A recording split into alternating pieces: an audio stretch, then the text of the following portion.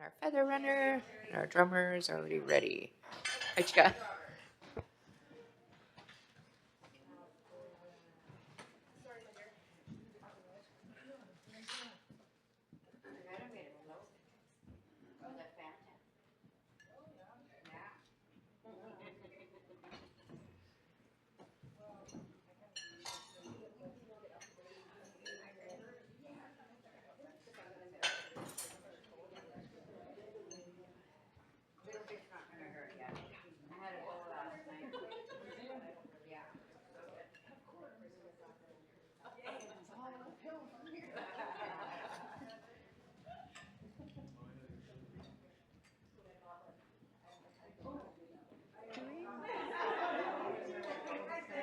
Yes. So in the pathology office, there is a laptop set up in there with the live stream. So it's open and like ready to go? Yeah, it's open.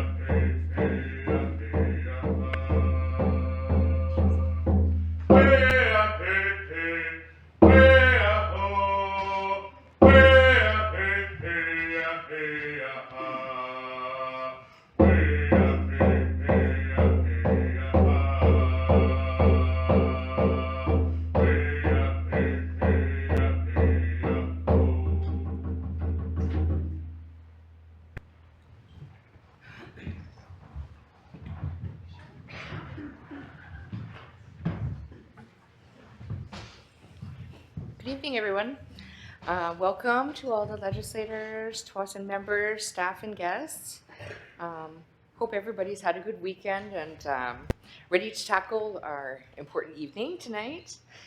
Firstly, I'd like to say thank you to Osil Tanat, Tai Lewis for the table blessing, and to Huilam Yali Wands, Bryce Williams, for drumming us in. And thank you to Mama J's Catering for providing an awesome meal.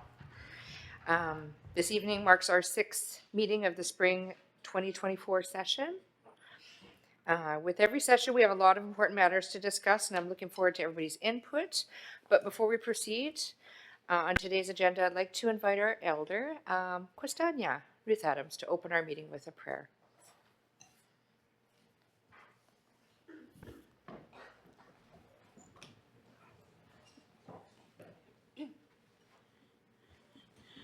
Hello, everyone.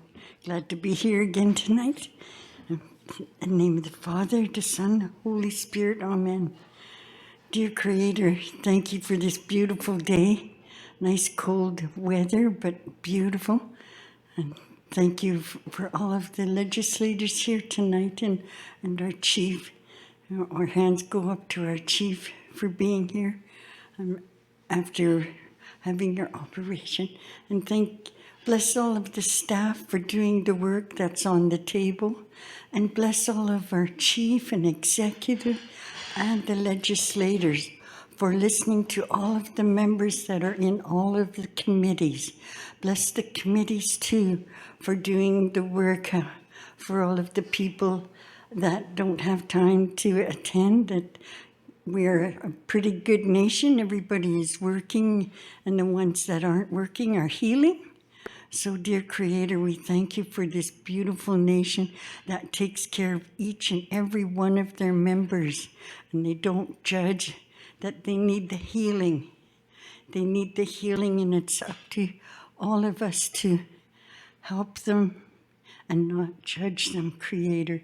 So I thank you so much for Tsawwassen First Nation for having the heart and the soul to do this work and to get everybody home and to get all of this work done, looking after everyone. There's not another nation that I know of, dear Creator, that does this much work for all of their members. They got to the youth center, not the elder center, and they didn't even think of getting their administration building done first because they think of the members first, dear Creator. So please bless our chief and executive and all of our legislators for having such a big, kind heart and knowing the staff that we need for doing the work, for all of the table here, and for all of the staff, for looking after the healing. So I thank you for all of this, Creator. There is no other way to say it but to say thanks to you, and thanks to our ancestors for saving this land for all of us to be living on. And I thank you, all of the mothers, grandmothers, and great-grandmothers that are gone, but I know that you are here watching all of your children do this work. And I thank you for that, and I thank you to the great blue herons that come and look after us. They come and they look after us just the way they did with our ancestors.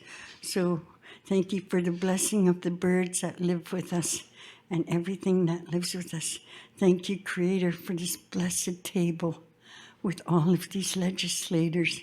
They are doing so well, and I am so proud to be here representing my mother and my grandmother and my great-grandmother. And so thank you for this blessing, Creator, and bless this table and bless all of our staff that do all of that hard work, and they live with us. So keep them all healthy. Keep our legislators and chief and executive all healthy, because we need them so much. We look up to you for all of the work that we do. And the staff back there that looks after the technology, I want to say thank you to them and bless them for the work that they do with us. So thank you for all of these blessings, Creator. There isn't anything else I could say but to say thank you. and bless all of our legislators, chief and executive, all the staff that are here, and the staff that are not here but doing the work anyway. I thank you in the name of the Father, the Son, the Holy Spirit. Amen. All my relations. All my relations. All my relations. All my relations.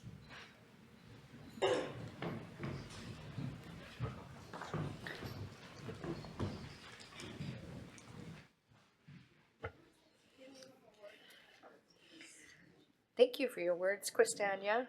As always, it's awesome to start out in a good way.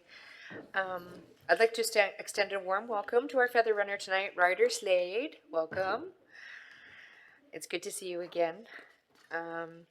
As our custom, I'd like to remind legislators and staff to wait until you have the feather before speaking, and to pass the feather back to the feather runner when you're finished speaking.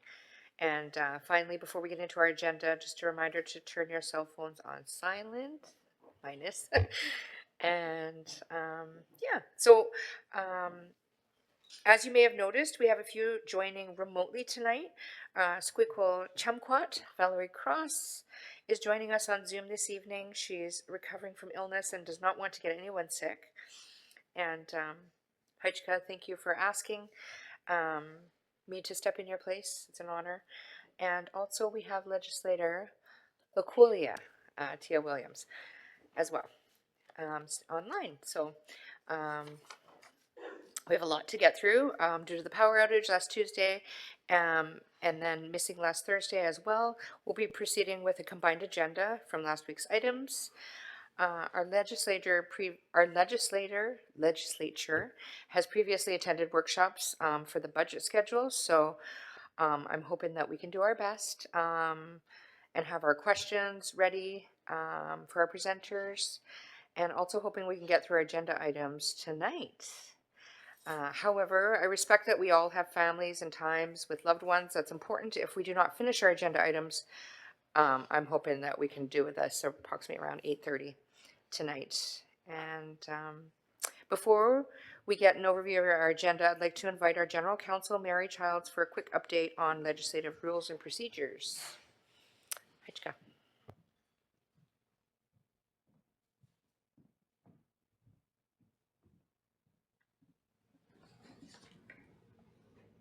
Heichka Squeakquel and Heichka for the feather.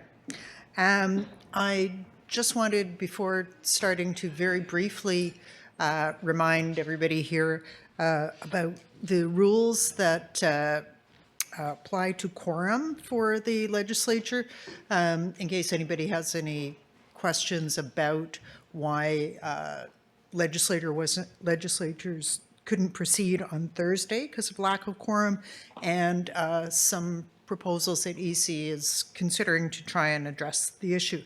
As legislators know, the quorum for the legislature is set in the Government Organization Act, which says quorum for a meeting and session of the legislature is a majority of members of the legislature.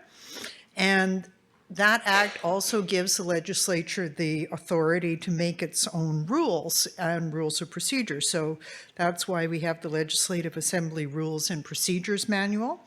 And that manual says that when you are determining whether there is a quorum, members who are attending electronically are not counted in determining whether there's a quorum.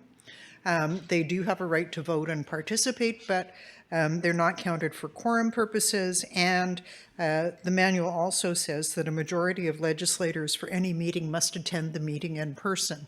So even though there was a majority of legislators, if you looked at everybody who was in person and online last Thursday, there wasn't a majority actually in person for the meeting. And so the manual can only be changed by the legislature.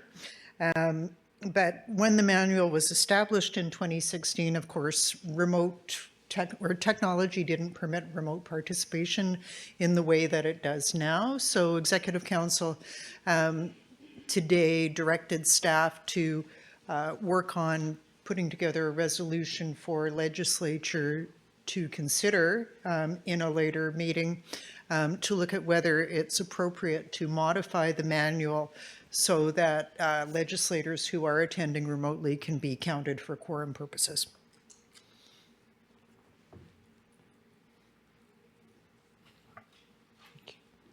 Thank you, Mary. Hopefully that answers anybody's questions that they might have had about last week. We do have a question from Tahwilam.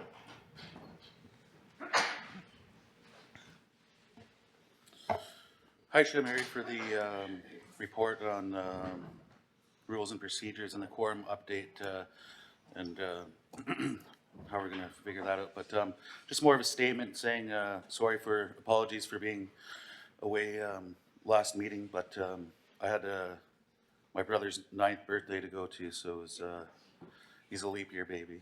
It was a special time and something that I wouldn't miss for the world. So family time is really important to me, especially over these last few years. So yeah, just apologies for missing that, but it was a good time. So yeah, I'll leave it at that. Thank you. Hajka Tahwilam. Sultana? Okay, Haichka, Squeakle, and Feather Runner. Thank you, Mary, for, that made it more clear, like when you said there's no quorum, and, like I was listening, but I was just uncomfortable, so I just didn't feel like I should be here. But thank you for the clarification. So the quorum, like for all the people here, is what, 7 or 8? It's, has to be a majority. Mary, if you could wait for the Just clerk. wait. So I just wanted to make sure that's clear. Okay, Haichka. Hitchka? Yeah, the act says a quorum is a majority of members of the legislature, so that would be half plus 1, I guess. Yeah. So for 14 members, you need 8 present, because we don't have partial people. We have Marianne and then Swamia.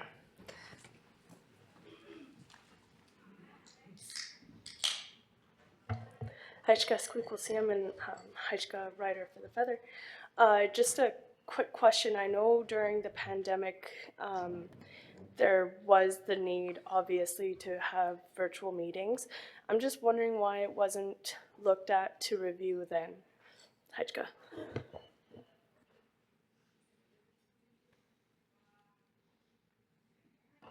Mary? Hitchka for the question and Hitchka for the feather. I wasn't at TFN during the start of the pandemic, so I wasn't part of the discussions about how that was addressed, but I did look at the motion that was passed at the start of the pandemic in May 11th, 2020. The motion said, whereas in response to the COVID-19 pandemic, maintaining physical distance is vital to ensuring public health and safety, whereas it's not feasible to hold a meeting of the Legislative Assembly with legislators attending in person while still maintaining these physical distancing requirements. And then it listed a number of specific provisions of the manual that pose logistical challenges to holding meetings of the legislature where all legislators attend electronically. And therefore, the legislature passed a motion suspending those provisions of the manual, but says for the duration of the May 2020 special session of the Legislative Assembly. So it was only for that session. And then I believe in the next session, there was a similar resolution that was passed right at the start. But of course, even though I suppose theoretically, you could have argued that it was a challenge to pass it validly because you didn't have a majority in person. It's, I think there was, there was a sufficient number. The challenge is, you couldn't pass a similar motion last Thursday because there wasn't sufficient quorum to pass a motion to change the rules about quorum or suspend them. So it would be a bit of bootstrapping, so to speak. But that's during COVID, the manual wasn't changed. There was just at the beginning of each session, a motion for that session only to temporarily suspend some of those provisions of the manual.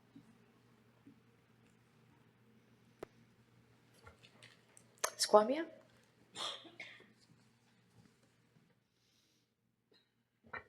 Hitchcock Squeakquel and Hitchcock for the Feather. I just want to apologize for my absence last week. I actually did send an email to all legislatures prior to the meeting and to staff, but due to technical difficulties, it didn't arrive, which IT is aware of, so that shouldn't happen in the future. And all the legislatures I had also told were attending electronically, so my apologies for that.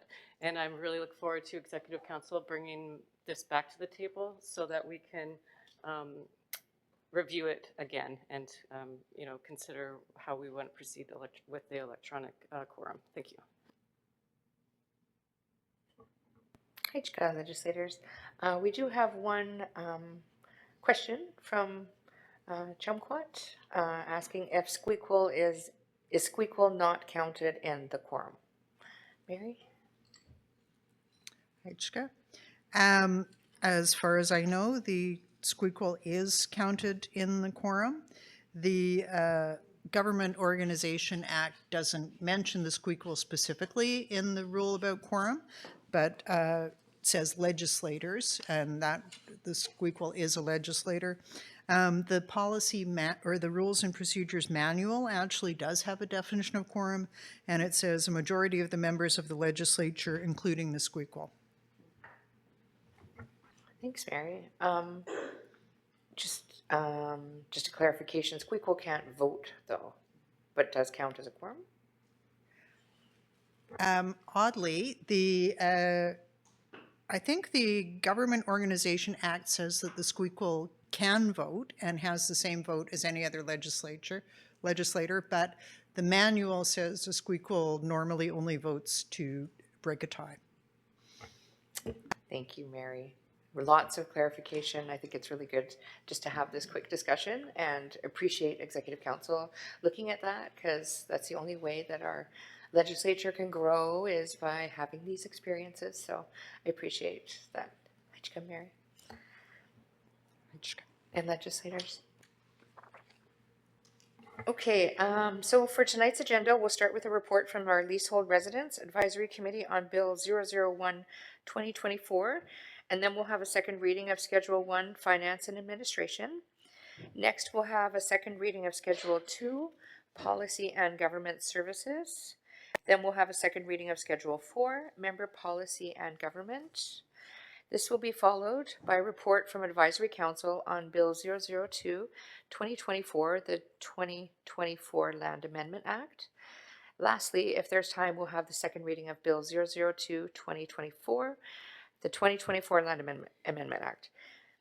Is there any questions on tonight's agenda?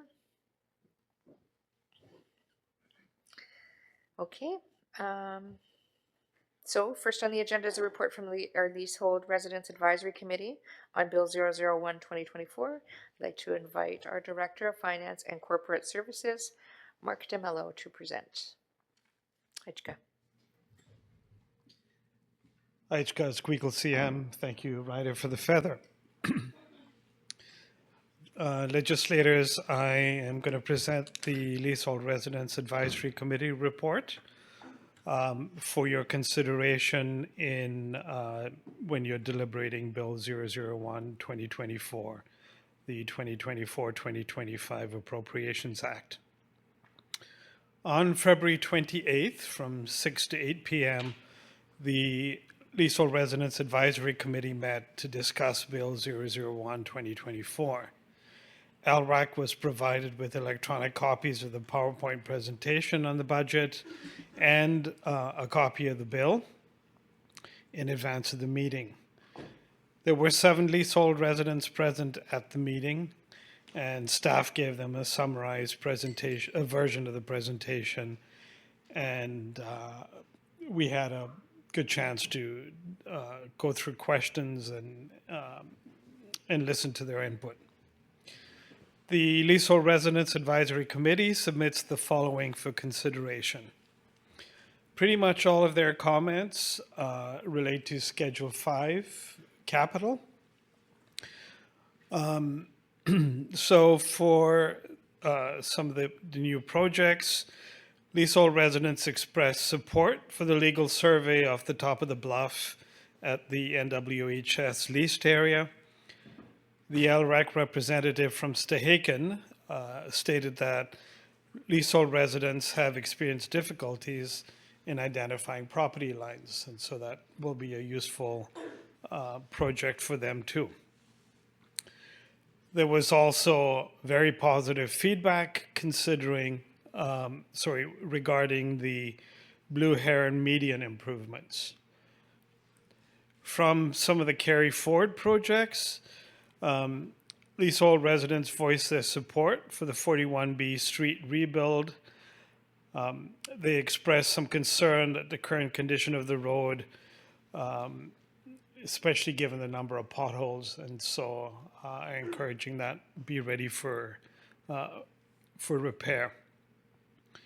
And then they were also in support of the 28th Avenue asphalt resurfacing and construction of a multi-use pathway. There was some concern over Delta's lack of prioritization because at this point it isn't on Delta's capital list, and so the plan is just to do our half of the road. There were also concerns over speeding on 28th Avenue, given the narrow width of the road and its current condition. So the usage of 28th Avenue by large trucks was also highlighted as a concern. Squeakle CM, that is the extent of the input that we've received directly relating to the budget, and I'm happy to answer any questions that legislators may have. Hajka, Mark. I see a Sultanate.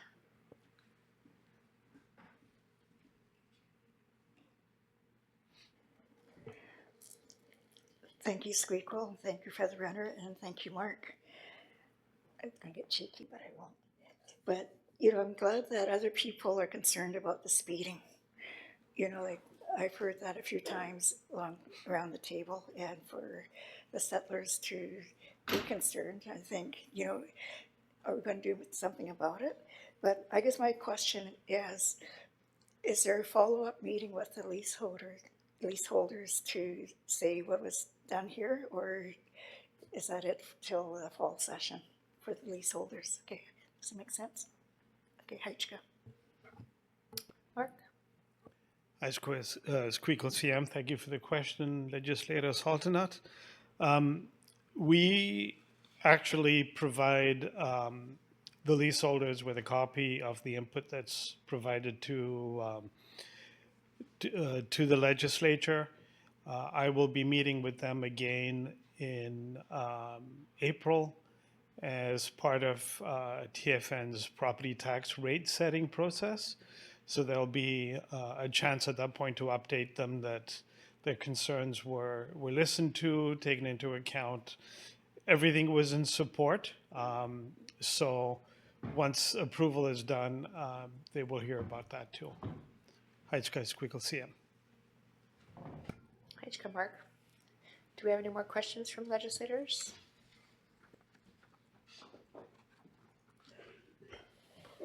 Marianne? Hajka Squeakle CM and Hajka Writer for the Feather, and thank you, Mark, for presenting this. Just kind of a follow-up to Sultanate's question. So do they have set meeting dates, just like how Advisory Council does, or is it just when needed? Hajka.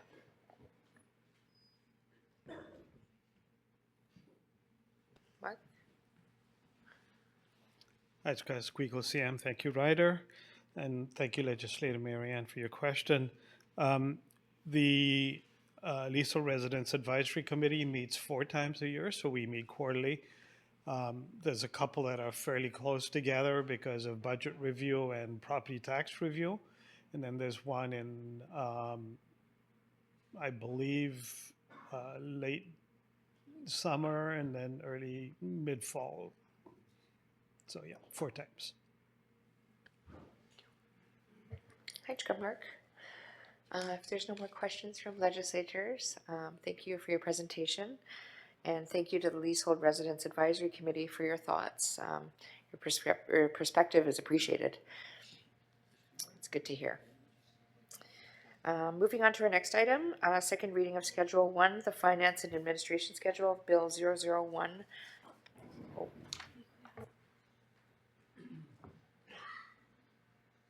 Yeah.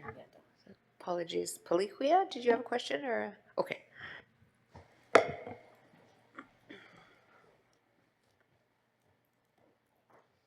Hka Squeakle CM, Hka Rider for the Feather. I'd just like to declare a conflict for this and we'll be stepping away. Oh, you guys are ahead of the game here. Marianne.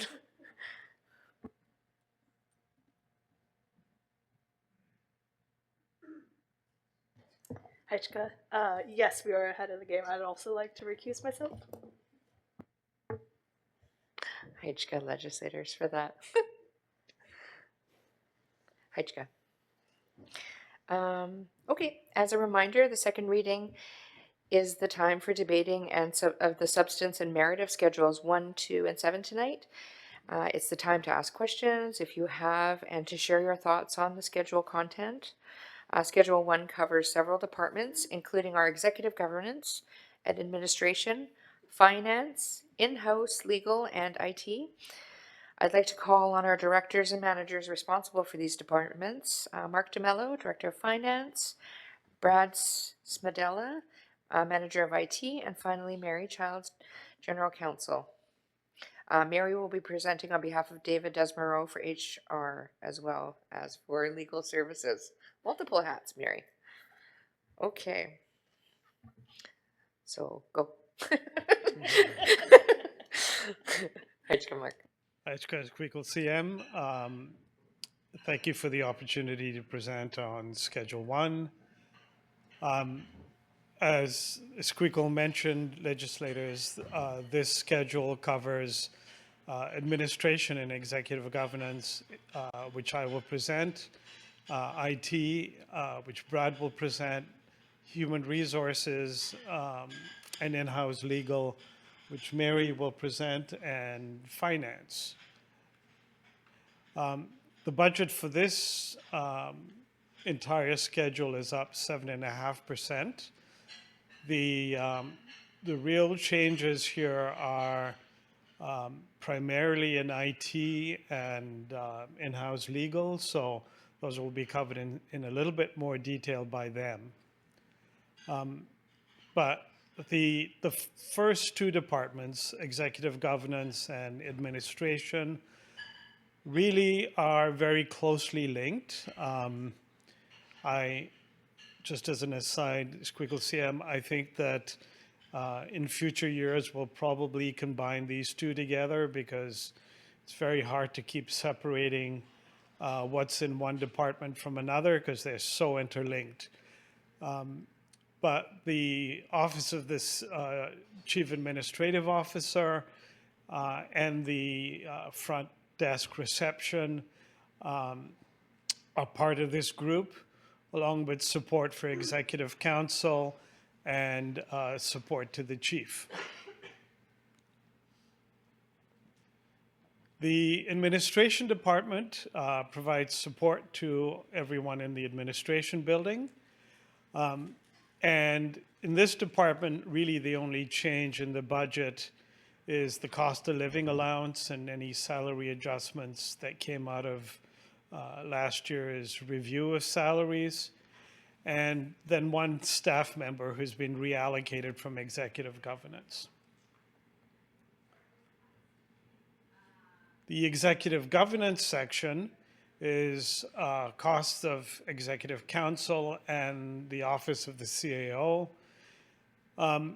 It also covers the judicial counsel, corporate liability, and in the past we've had a staffing contingency budget that has been for the use of the CAO and at their discretion. If you look at the actual numbers for this budget, they've gone down, and that's primarily because of the one person that's been transferred to administration, but also because there was $300,000 in staffing contingency, And when the reorg was done last year, those budgets were allocated to positions in other schedules. So that is the primary reason that this budget has dropped. Corporate liability insurance has gone up a little bit, but other than that, no significant changes. Squeakle CM, with your approval, I will hand over to Mary Childs to present human resources. Aichka, thank you, Mark. Mary.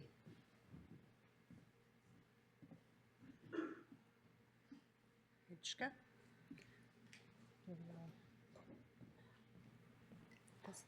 Okay.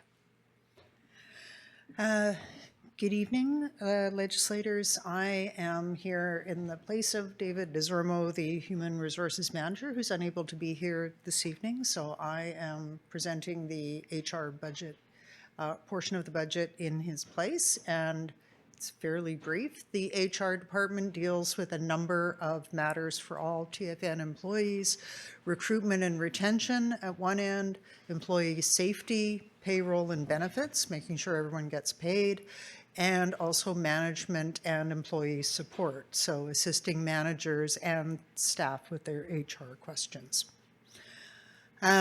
The expenditures for the 2024 to 25 year are up by 1.6%. There's a priority on learning and development, particularly all staff training for cultural awareness and sensitivity, lateral violence, and mental wellness.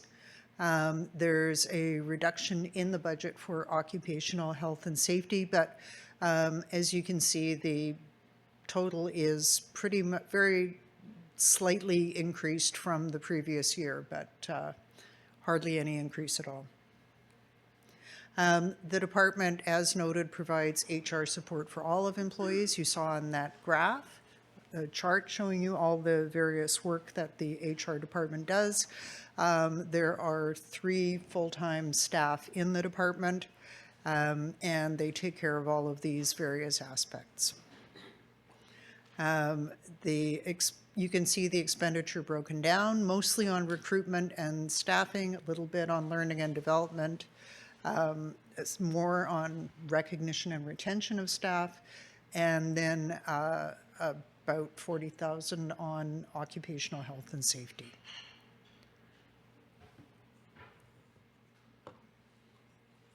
Thank you, Mary.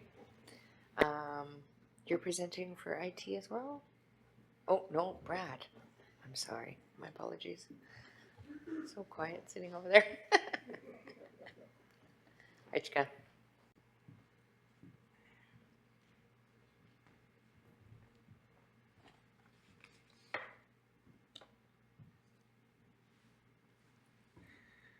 Aichka Squeakle CM and Aichka for the Feather.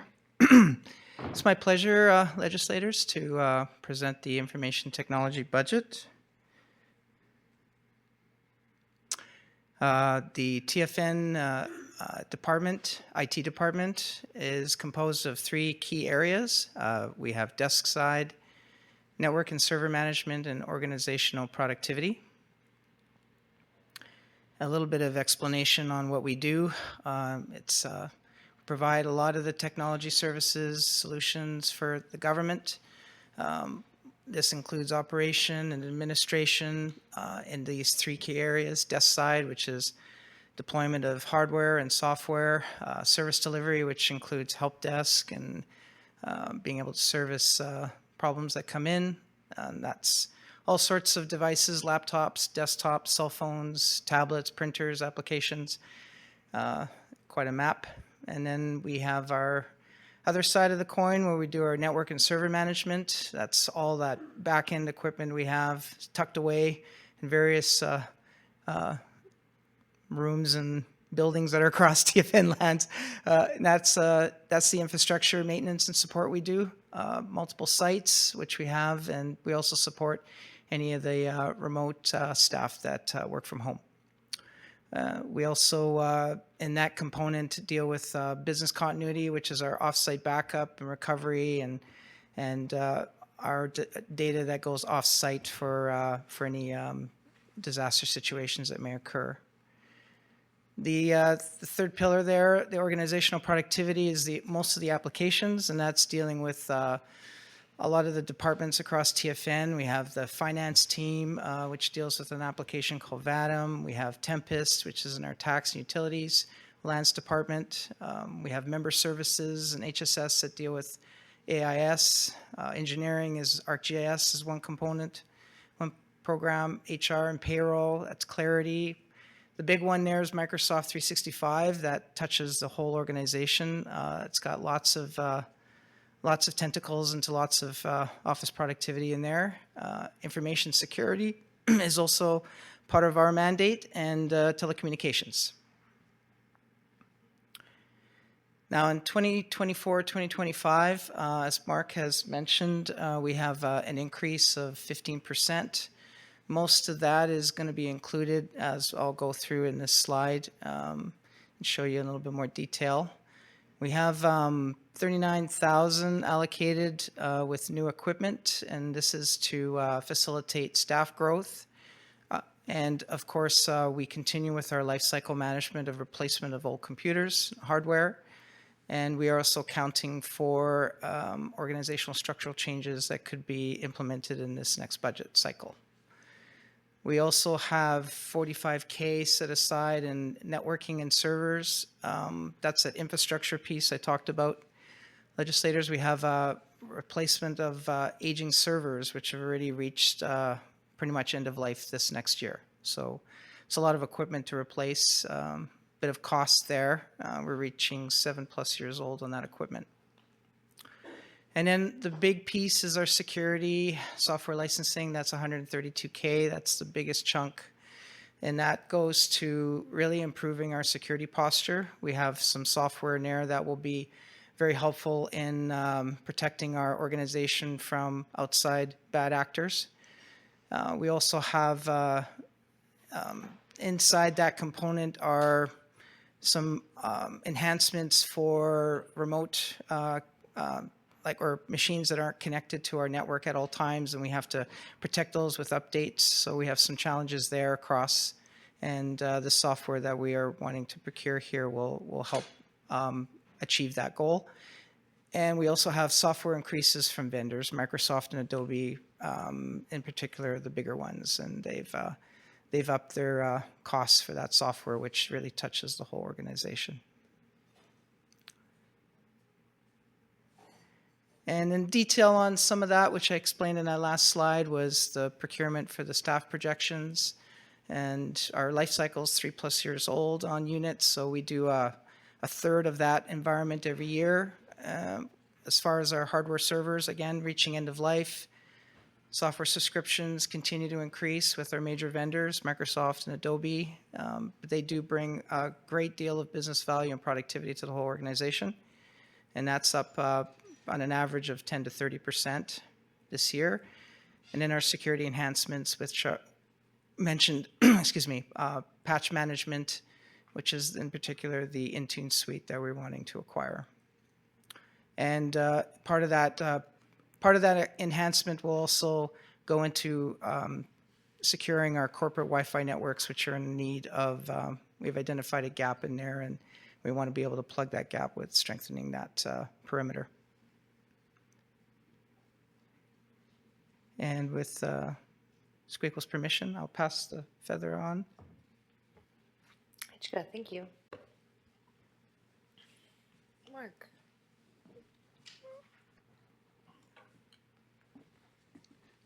HK Squeakle CM. Thank you, Ryder, for the feather. So the finance group, we are responsible for property taxes and utilities, finance and accounting. We also manage the TFN Trust Society. In terms of managing property taxes and that administration process, property taxes are the largest source of revenue for TFN, and a pretty extensive system goes into managing the collection and calculation of all of that. But we'll also do all the financial accounting reporting, the audit, coordination of the audit process, and then management of member financial benefits. So there is a very considerable breadth of work that's done by the finance department. Budget-wise, our only change is COLA. So we're the cheap guys, so we try not to spend any money or as little as we can, and so our budget's being kept pretty tight here. In Squeakle CM, I'll hand off to the free spending legal department.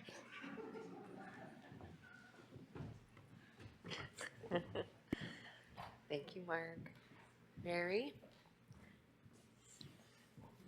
You have the feather. Heichka Squeaklesiam and Heichka for the Feather. I am delighted to be up here again to talk about the part I'm sure everybody's been waiting desperately for, which is the discussion of in-house legal. As you can see from this beautiful chart, the in-house legal department does a lot of things, but basically I think I can sum it up as saying, you know, it's our job to make sure that legal issues do not present obstacles to the work of other TFN staff and elected representatives, and to make sure that we provide the appropriate advice and support so that we can use and work within the laws and work with the laws in a way that supports all of the good work done by the rest of the TFN government.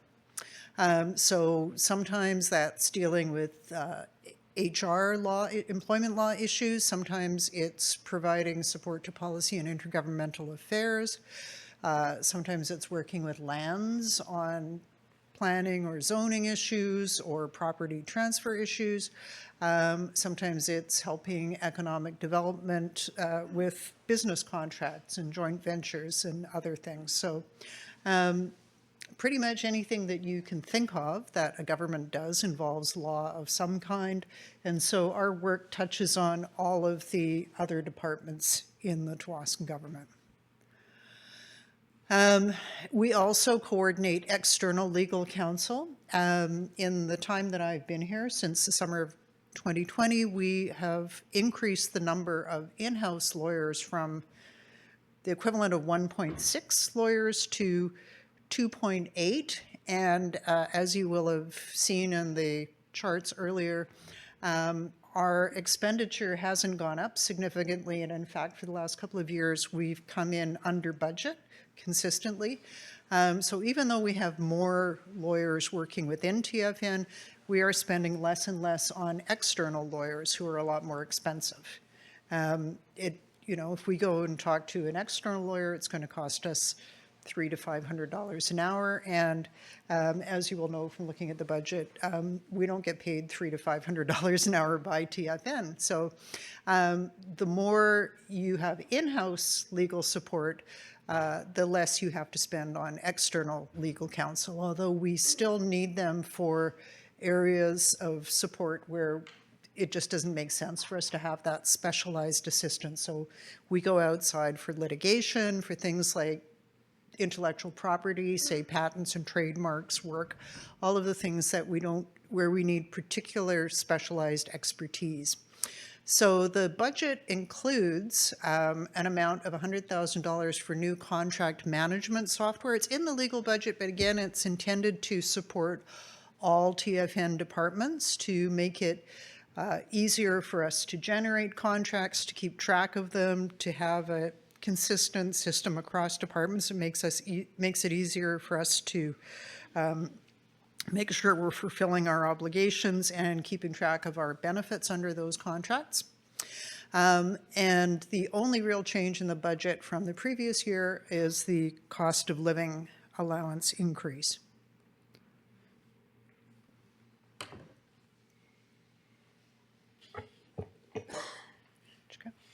Hi, Mary. And thank you to Mark and Brad for all your work and your team put into this presentation. I'll now open the floor to legislators who have any comments or questions on Schedule 1.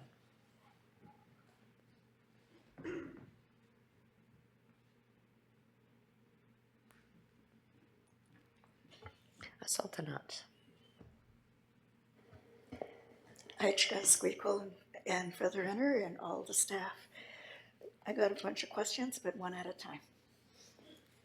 So I should have went through the whole budget, but I only went through the finance part.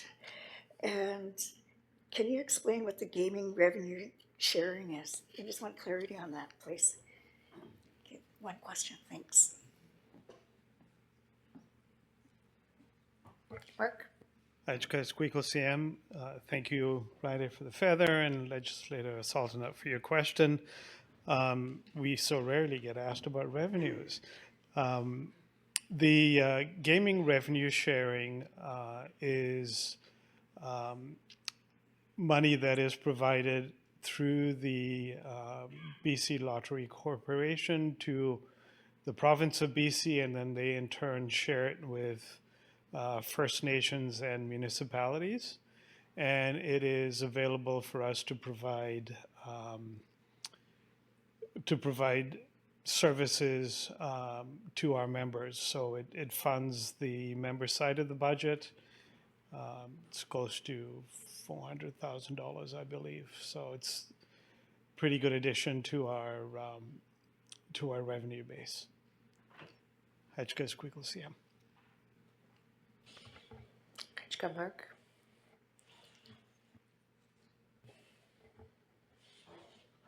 Sultanat? Aichka. Thank you, Squeakle and Featherrenner, and Mark, I guess this question is for you since you're still standing there. So how many directors do we have, and how many managers, and what's the difference? You know, like in the job description, basically. Okay, Aichka. Mark? Hachka Squeakle CM. I'm doing a quick head count here. I believe we have 5 directors. I'm not really sure how many managers we have. We'd have to check the org chart and get back to you. The job descriptions obviously vary because we all have different areas of responsibility, but essentially the directors kind of work between the management and the CAO. In the past, all managers reported up to the CAO, and that was, I think, quite challenging from a workload perspective. So having a smaller group that the CAO works with helps for efficiency and less siloing and much better interdepartmental cooperation. So I'm sorry I don't have all the answers, Legislator Sultanat, but hopefully that answers most of your question. Thanks, Mark. That's helpful. We can probably get those numbers back to the table. Questions from any other legislators?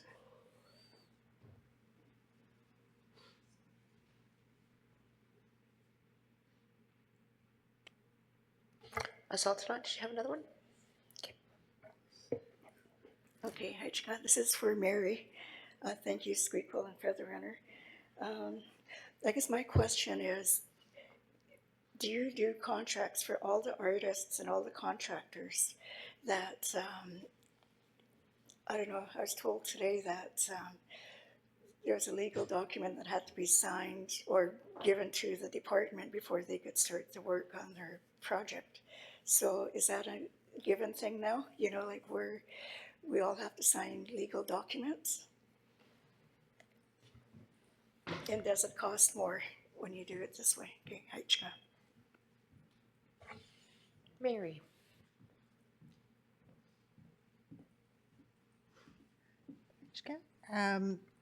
Your question was about the contracts? Yeah.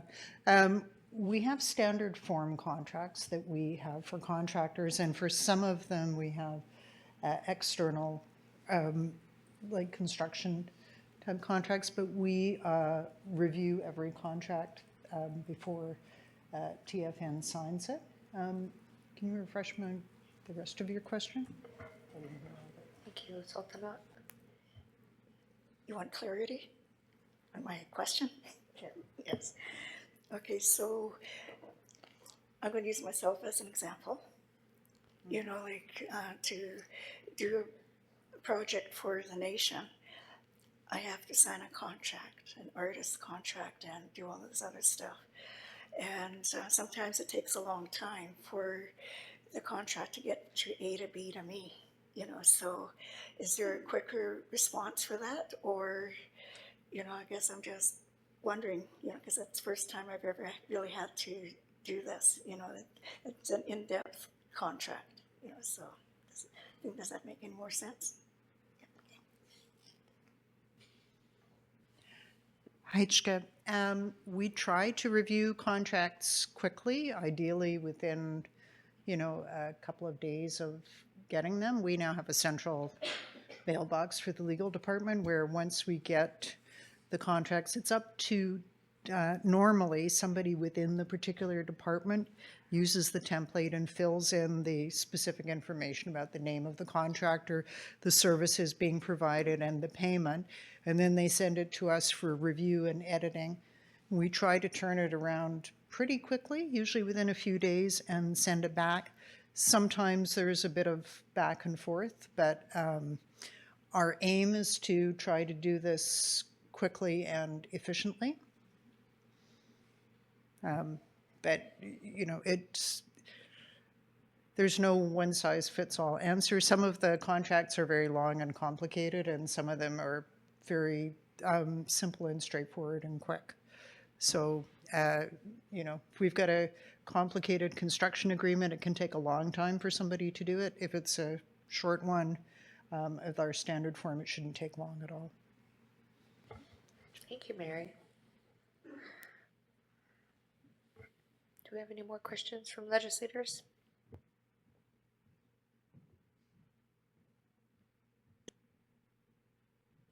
Tequila?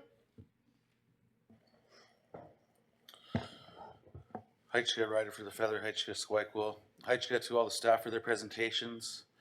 Not a question, I guess, just more of a comment. Just happy to see the IT budget going up. I think that's a positive thing. Well, not positive, but only positive because of all of the attacks increasing for through computers and things like that, hackers, and I know that's just only increasing. And during my time in government previous to this term, there was some crazy emails that got through that some people that were imposters trying to pretend it to be me and stuff like that. And so it's just an ongoing problem. I see it just growing, and I'm glad that we're supporting strengthening, I guess, the protections and everything like that. So, Heichka.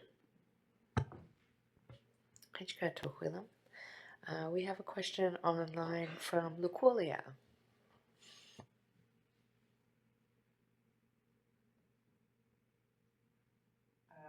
Squeakle. I assume that's me being able to take the feather. Yes. I have two questions. One is for IT and the other is for HR. Should I ask them separately? Sure, please. Okay. In regards to IT, and when we're talking about that data breach that happened previously, are we still with the same company? Because that was, I feel like we have to revise and maybe do our due diligence. I'm assuming we already have, but that was a pretty serious privacy breach.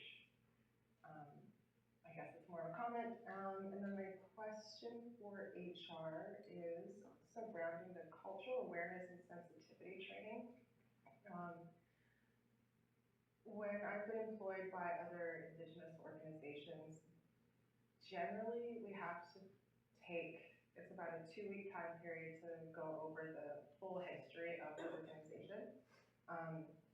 And it's it's during your paid hours, but it's a part of your onboarding process. So maybe it's as we go along with all these new hires, we're able to provide that information from the very beginning. Maybe that's just another comment, but I had to put it out there because I know people might be aware of who we are, you know, online and maybe meeting us here and there, but to understand, you know, who we are as Tsawwassen people and why we are a treaty helps put things into perspective. So that's it for me. I just gotta pass the butter. Hajka Lukulia, I appreciate those comments. Do we have anybody who has a response to that, or I think just appreciate your comments. Oh, Brad does. Hajka, thank you, Brad.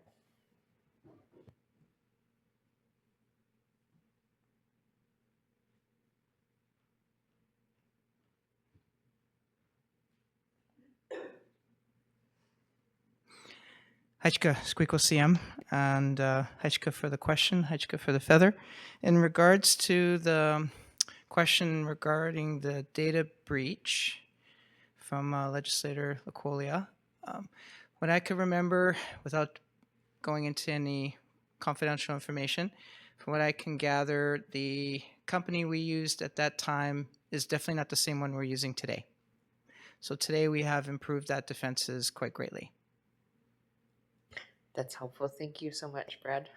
Especially since it came from two legislators, that's helpful. Hajka. Hajka. Open the floor up to any other questions or comments from legislators.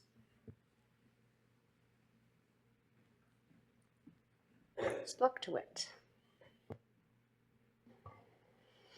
Hajka Squeakle, thank you for the runner. I was just wondering if I could get clarity on the increase in priority on learning and development to focus on all staff training for cultural awareness and sensitivity, lateral violence, and mental wellness.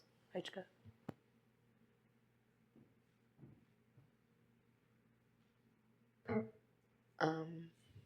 Was that a question? Spoke to it? I was just wondering if I could get Okay. clarification on the increase of what that part in HR. Okay. Is this something we want to come back to, or do we have? Okay, Hajka.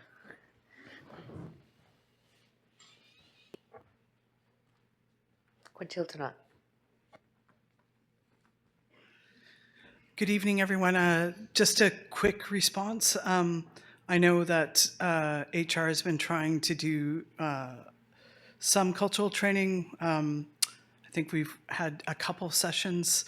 I take the legislators' comment that it should be probably more in depth and more often, and I think we would have to develop curriculum to that extent, and it's on the long list of things to do, but we acknowledge that it is one small part of a better onboarding process we could do for new employees as well. So again, we appreciate the comment and agree with it, and have desires to address it if we can at some point in a more systemic way, put it that way.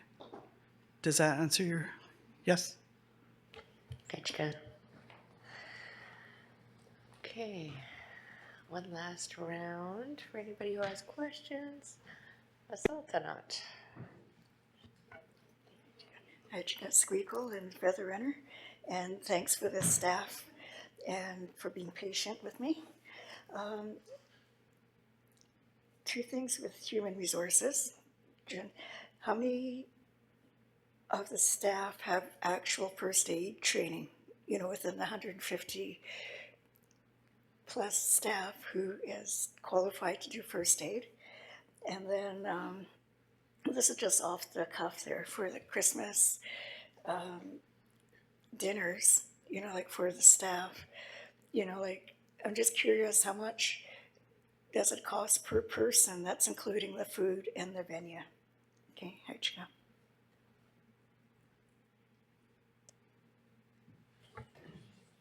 Is this something somebody can answer, or do we want to come back to it? Hajka. Mark? It's good, Squeakle CM. I'm not sure what the cost is per person. Legislator Sultan of the Christmas party. The party is budgeted within the HR staff events and recognition and retention component. We supplement that budget with donations, so every attempt is made to keep the costs as low as possible. The question on how many staff have first aid training, I don't think we can give you an answer right now. I would suspect if David was here, he probably wouldn't either, but that is something we can get and get back to you on. Hechka Squeakle CM. Hechka Mark. I think we've had some really good questions from legislators, so not seeing any other hands raised. I think we'll move on to, I'd like to ask Legislator Taylor to read, to move Schedule 1 to third reading, and then I'll ask for a mover and a seconder. Hechka Taylor. Hechka Rider for the Feather and Hechka Squeakle. Motion to move Schedule 1, the Finance and Administration Schedule of Bill 001-2024 to third reading. Whereas the Tsawwassen Legislature has the authority under Section 5.12C of the Constitution Act to enact Tsawwassen laws. And whereas the Tsawwassen Legislature under Section 24(2) of the Financial Administration Act must approve the annual budget. And whereas under the Legislature Rules and Procedures Manual, Section 25, each bill must receive 3 separate readings. And whereas the Legislature resolved on February 15, 2024, that each schedule of Bill 001-2024 be reviewed, debated, and voted on separately during second reading. Therefore, be it moved that the Tsawwassen Legislature move Schedule 1, the Finance and Administration Schedule, to third reading. Hechka Taylor. Do I have a mover? Moved by Holkomatia and a seconder, Tukwila. All in favor, if you could raise your hands up high.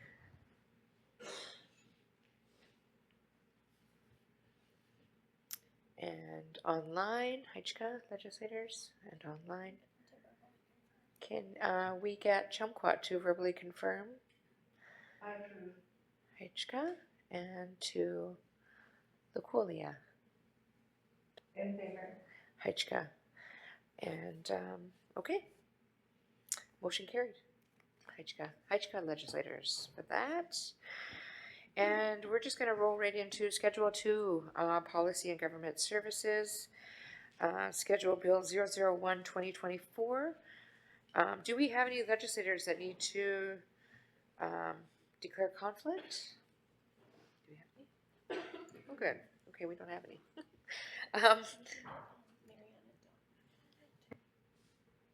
We should call our legislators. Can we have somebody? Oh, okay, here they come. Hechka.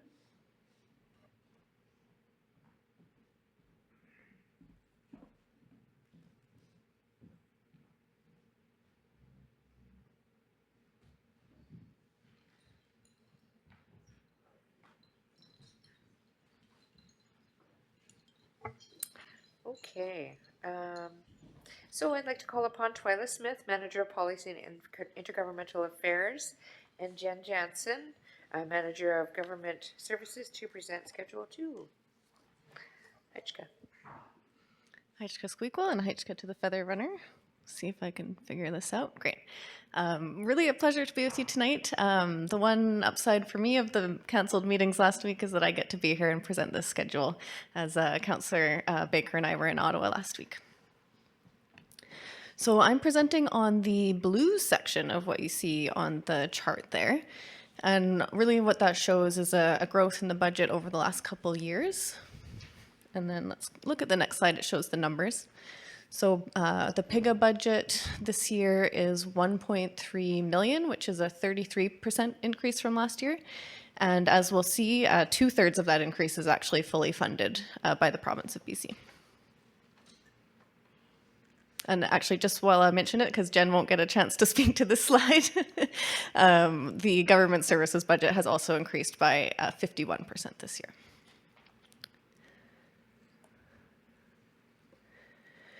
So what do? We have two main baskets of work. The first one is policy support. So that's our kind of internal facing self-government development of policies, regulations, legislation, strategies. We do research and engagement on policy topics, drafting presentations, reports, briefings, as well as supporting this table and community events and publications like the Land Facing the Sea and the annual report. On the intergovernmental side, that's our kind of external facing, working with your treaty partners, primarily BC and Canada.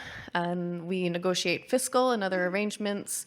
We engage and advocate for TFN interests on many different policy matters and draft correspondence and support meetings between elected officials and senior staff.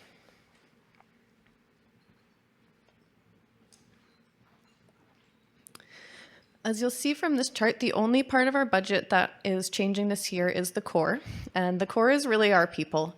So we've added a few, and you know, our team has grown quite a bit over the last few years. So I actually put at each of your stations today a little overview of our team that give a bio as well as a little picture there, so you can get to know everybody that's working for you.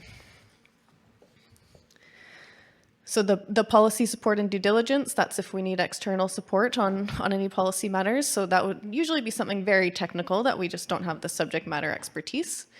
Same thing with the intergovernmental affairs. That's primarily funding for if we need external support, and it also has some membership fees. And then we have the corporate reporting and consultation. That's mainly used for community meetings, family meetings, that sort of thing.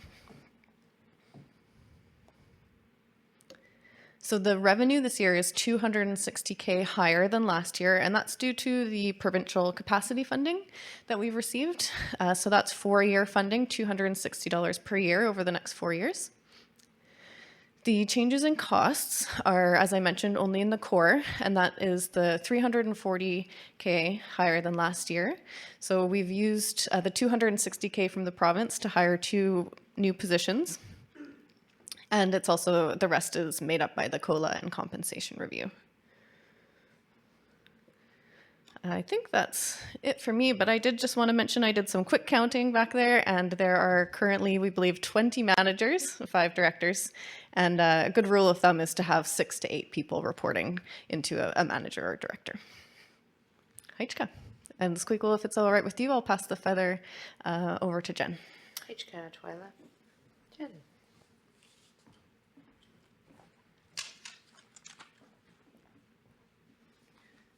Haichka, Squeakle, Haichka for the Feather Rider. Good evening, everybody. So I'm going to talk about the Government Services Department. So the department is made up of myself as the manager, and we have 3 positions that report to the manager.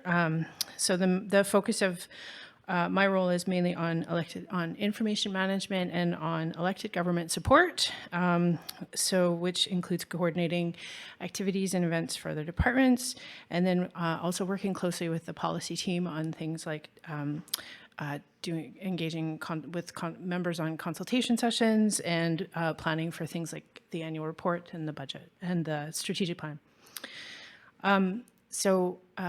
Brenda Wright is our leasehold relations coordinator, and she acts as the liaison between the leasehold resident community and TFN.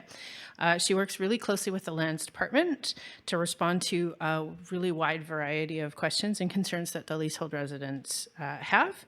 She also coordinates the communications with the leasehold community, and she coordinates the meetings of the Leasehold Residents Advisory Committee, or the LRAC. So the LRAC is in a transformative period right now. Over the past year, or past 2 years, it's grown quite substantially. So this past year, last year there was a new terms of reference that was developed, And then this past year, we have expanded the membership of the leasehold residents community to include people from areas that were not previously represented. So it's a much larger committee now than it used to be. And staff are now meeting more regularly with the LRAC. There's 3 scheduled meetings throughout the year, and then we plan additional meetings as required. The other person in our department currently is Caitlin Williams. Last year, she was in the position of public engagement coordinator, but for a variety of reasons, we have changed her role so that it is now a part-time position, and she's focused more on graphic design, which is her area of expertise. So Caitlin does all the publications. She manages drafts the community notice and also the land facing the sea. And she also provides graphic design expertise to a lot of other departments for their publications, and still does photography. She's quite a good photographer. So she's still doing that as well. And then we have the admin support position, which unfortunately we weren't successful with recruiting for this position last year, but we are going to be trying again. The goal is really to get a member into this position and use it as a learning opportunity and a professional development opportunity. And then also within this budget is the manager of communications, which is a proposed position for the new fiscal year as part of the communications strategy.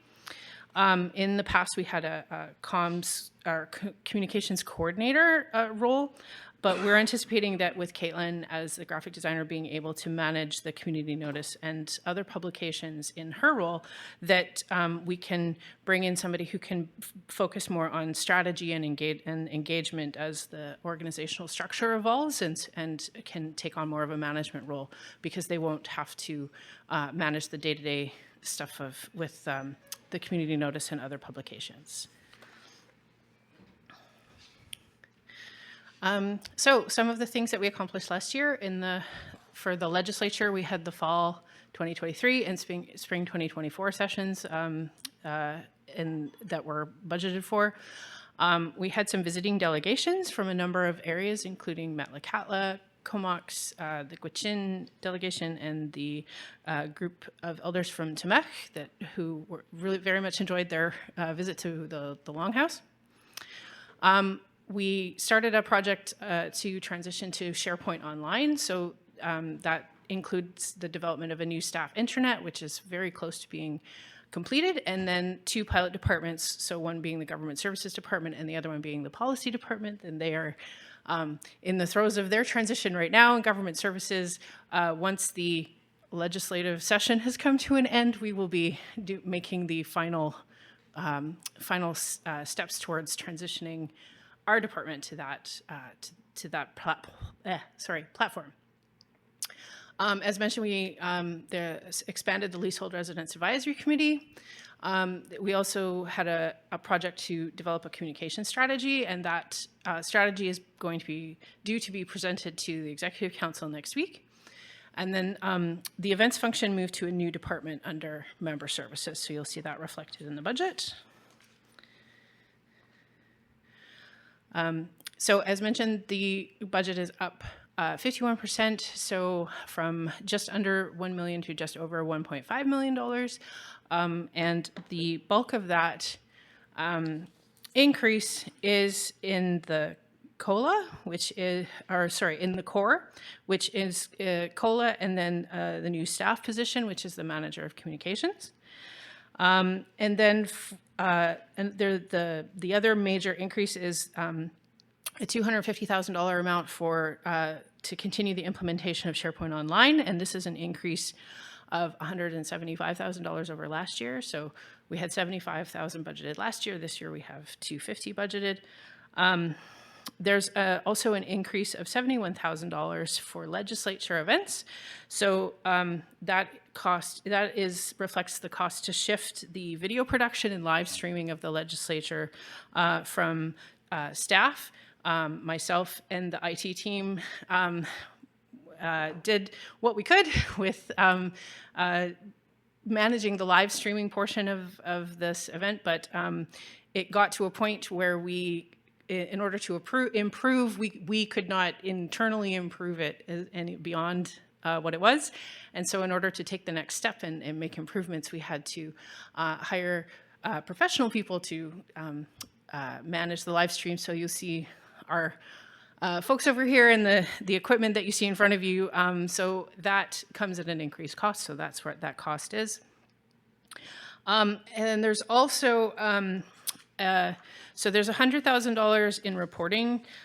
Last year we had $50,000 in the budget for the 15-year treaty review, and this year we increased that to $100,000, which is a $50,000 increase, and that is to go towards an updated quality of life survey. So you may remember the quality of life survey that we did in 2012. We're looking as part of the 15-year treaty review to update that and maybe ask some new repeat some of the questions that were asked at that time, but also maybe expand the questions that were asked at that time. And as mentioned, that's part of the treaty review project. So we haven't fleshed out the details of how what that plan is going to look like. We're hoping to partner with an institution to do that. And those are the main increases in the budget. So that is the presentation, and happy to take any questions. Heichka. Heichka, Twyla, and Jen for your presentation. That's awesome. And thank you for the detail on some of it. I did hear some things that we didn't hear at the budget, so that was cool. Appreciate that. So now I'll just open the floor to legislators who have any comments or questions.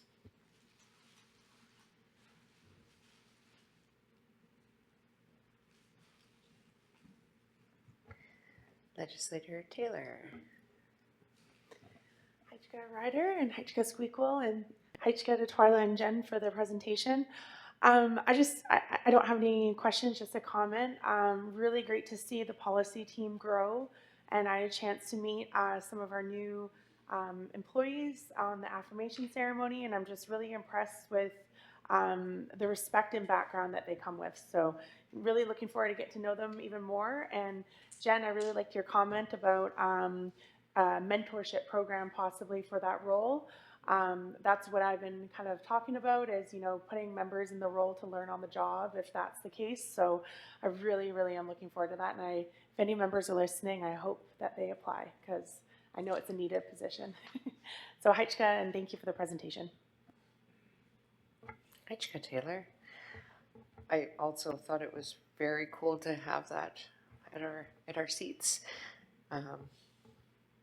Yeah, it's just awesome. And Legislator Sultanat.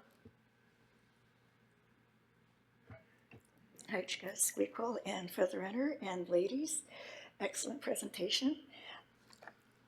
I love this here, and let's hope that the rest of the departments follow suit, especially with the ones with the big staff members. So that's a request, that's really good. Thank you.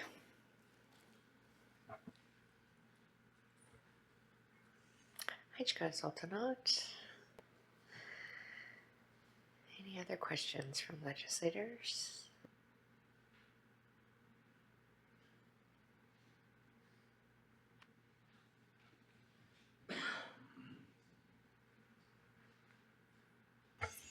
We just have a comment from Legislator Chumquat saying she loves the policy bios and the pictures. I know we're always a big fan of pictures and videos. Keep them coming. It's awesome. One more round, see if we have any questions anybody's thinking of.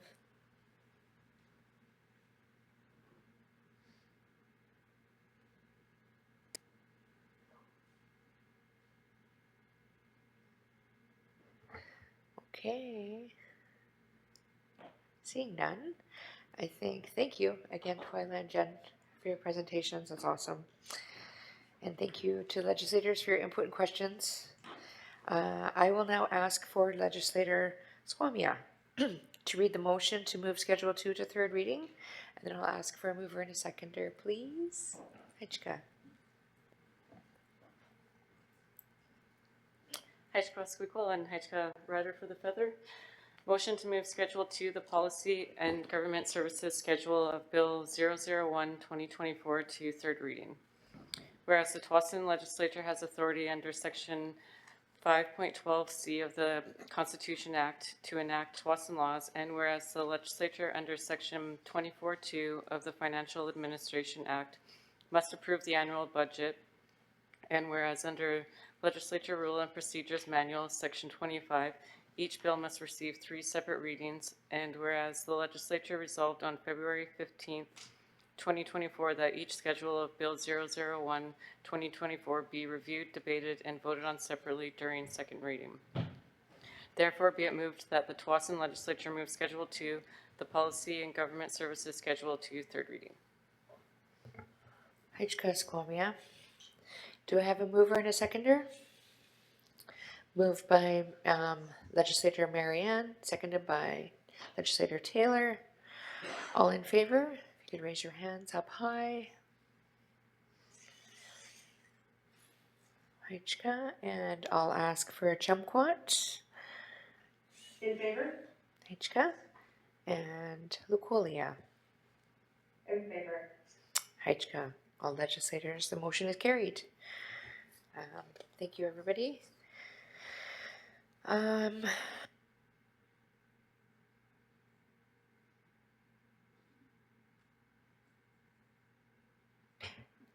How's everybody for needing a break?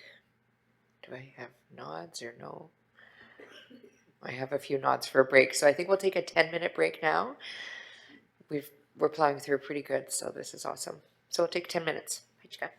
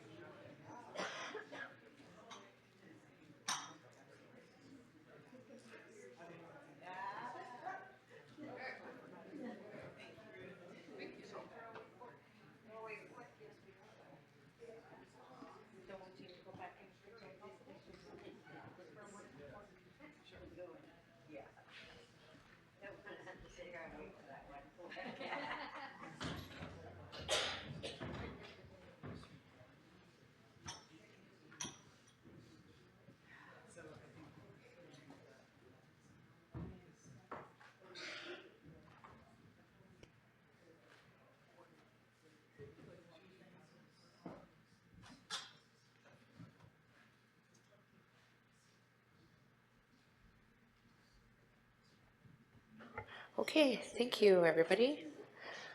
All right, moving along, I think we're doing really well. This is great. So let's move on to Schedule 7, the Member Policy and Government Schedule, Bill 001-2024. As stated in the other schedules, is there any legislators who want to declare conflict? Hokomatia and Swamia are declaring a conflict.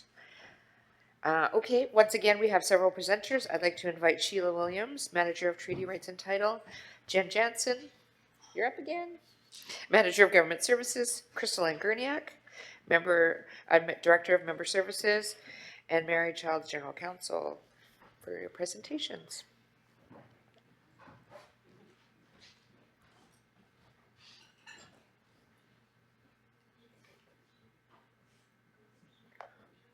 I'll let you sort who wants to go first. Who's up?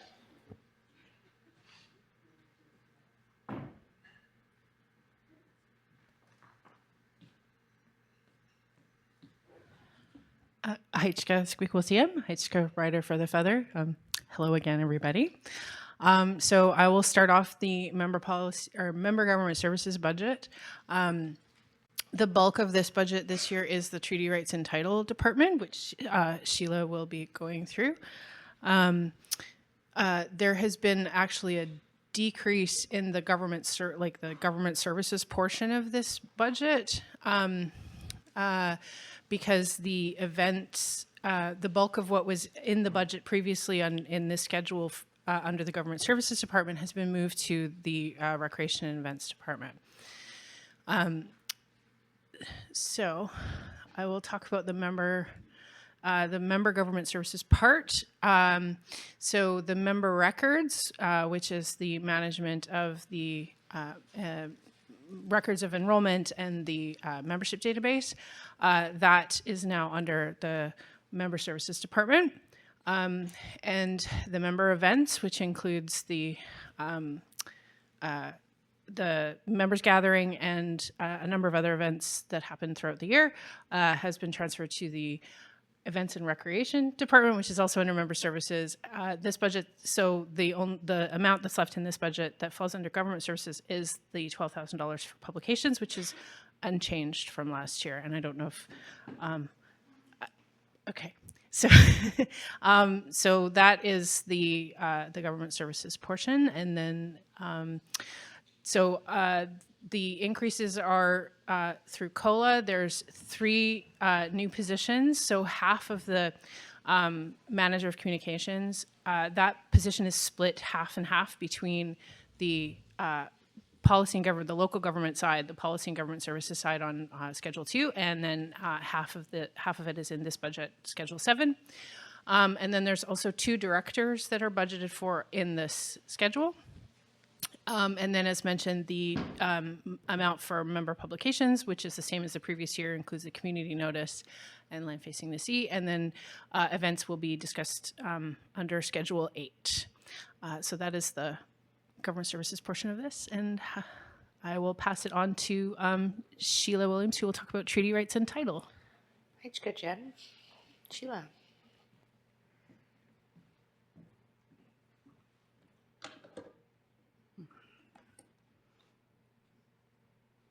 Haichka for the feather and Haichka squeakle. Oh yeah, I gotta press a button. Sorry guys, what do I press? This one? There we go. Good evening, everybody. It's really nice to see everyone here tonight and to present my budget to you all. So this is the sort of org chart for my department. We have senior management, and then we have myself as the manager. We have our new biologist who was hired last year. We have our referrals analyst. We have a new administrative assistant who was hired 3.5 months ago. We have a cumulative effects advisor who is on a secondment from the province, so the province is paying for her salary to work for Tawasin, and that has been extended for this coming year as well. And then we have the Senior Territory Management Coordinator, and we have our Archaeology Coordinator. And underneath our Archaeology Coordinator, we have 19 TFN field technicians working under her. Really great stuff. So my department is responsible for Tawasin's territory management and protection of our treaty rights. And so we are just over 1.6 million higher than last year's budget, and I'll go into why that is in a subsequent slides. So it's higher than last year due to revenue generated from participating in environmental assessments and other initiatives. So we have the 1.2 million for Roberts Bank Terminal 2. That includes funding for the Fisheries Act authorization. That is a permitting process that the port is currently undertaking so that they can construct the new island at Roberts Bank. And there's also the environmental co-management agreement that falls under there, the mutual benefits agreement that falls under there, as well as the relationship agreement. So there's a lot of different things that are happening just under the RBT2 umbrella. We have $250,000 for global container terminals. That's the Delta Port Fourth Berth project. We have the Massey Tunnel Replacement project at $200,000. We have the Tilbury project, so that's the Tilbury Marine Jetty, Tilbury Phase 2 expansion, and the Delta Grinding Facility, and that's $350,000 for those three projects altogether. And then other major projects, we have earmarked $100,000. So total revenue for this coming year is just north of $2.1 million. So the other initiatives that my department is working on is the Squatchanum Framework.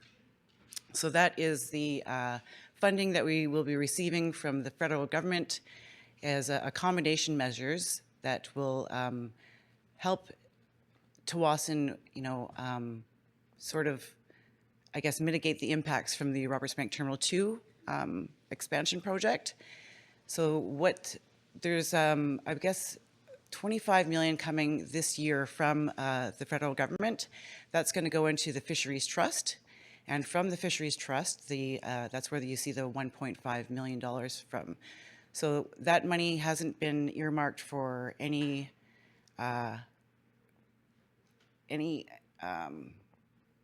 sorry, one second. That money hasn't been earmarked for any spending this year because we still have to hire a new director of territory management. Plus, Treaty Rights and Title needs to work really closely with Natural Resources Department on building out our own internal capacity for monitoring, like stewardship monitoring and environmental monitoring. And what is that all going to look like, right? Because we really want to have a robust capacity for Tawasin First Nation and all things like boots on the ground and Tawasin really needs to be active stewards in our territory, especially when it comes to Roberts Bank Terminal 2. So there's that piece. We also have the Lower Fraser Squatchanum Partnership. So we have $80,000 from the province for that. Now that partnership is between Musqueam and Tawasin with partners from the federal government, the provincial government, Metro Vancouver, and the Port Authority. And so the idea behind this partnership is to have a focused place where we can address cumulative effects in the Lower Fraser River. Nothing's been done for several years. We used to have the old Fraser River Estuary Management Plan that has been disbanded for several years now. There's been no funding for that. Every time that my team consults on major projects, we always ask about the cumulative effects question, and we always get people pointing at each other and nobody wants to take ownership of this big piece of work. So we're doing it now, hopefully, and it's hopefully that'll get off the ground this year. We have the TFN Impact Assessment Framework, so that's a new piece of funding from the federal government, $239,000 and $515, sorry. And so this is an answer to a call to the Tawasin members, because since I've been in this role for about 4 years now, I keep hearing from membership when I consult on major projects, why don't we have a Tawasin guideline on how we're going to engage on major projects? Why doesn't Tawasin have a set process on how we're going to be moving through environmental assessments? Why doesn't Tawasin have a values-based approach on how we engage on environmental assessments and with proponents and with the regulators and all of that? And so this is, we've partnered with UBC Environmental Assessment department. And they specialize in this work, and they've done some work for Chilcotin, who has developed their own impact assessment framework. So now my team is undertaking this work for this coming budget year, and I guess the first portion of 2025 as well. So you'll be seeing a lot of engagement coming from myself and some of my team over the next months and over the next year. And this piece of work is going to be grounded in Tsawwassen First Nation members, because it should be a member-driven process, and that's exactly what I've heard from the membership on several occasions. And so that's just a call to action for that.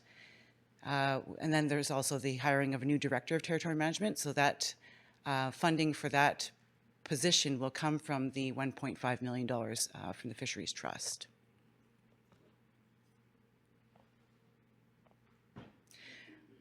So our archaeology revenues remain the same as last year, $250,000, and the total contracted services is $980,000. Same as last year, but we have some pictures up here of the archaeology dragonfly screening project from this last summer, and it's really great to see that we've had like 19 TFN members, working on this project in some sort of capacity, and I just wanted to showcase some of the work that was happening here last year with these pictures.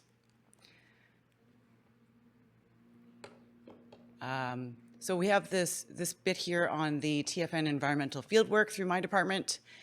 For the under the RBT2 umbrella, in December, EC approved staff's recommendation to endorse the Vancouver Fraser Port Authority's proposal for a collaborative approach to improving fish habitat conditions in the Tsawwassen marshlands via what we call the Seaward Marsh Expansion Project as part of the RBT2 Fisheries Act authorization application.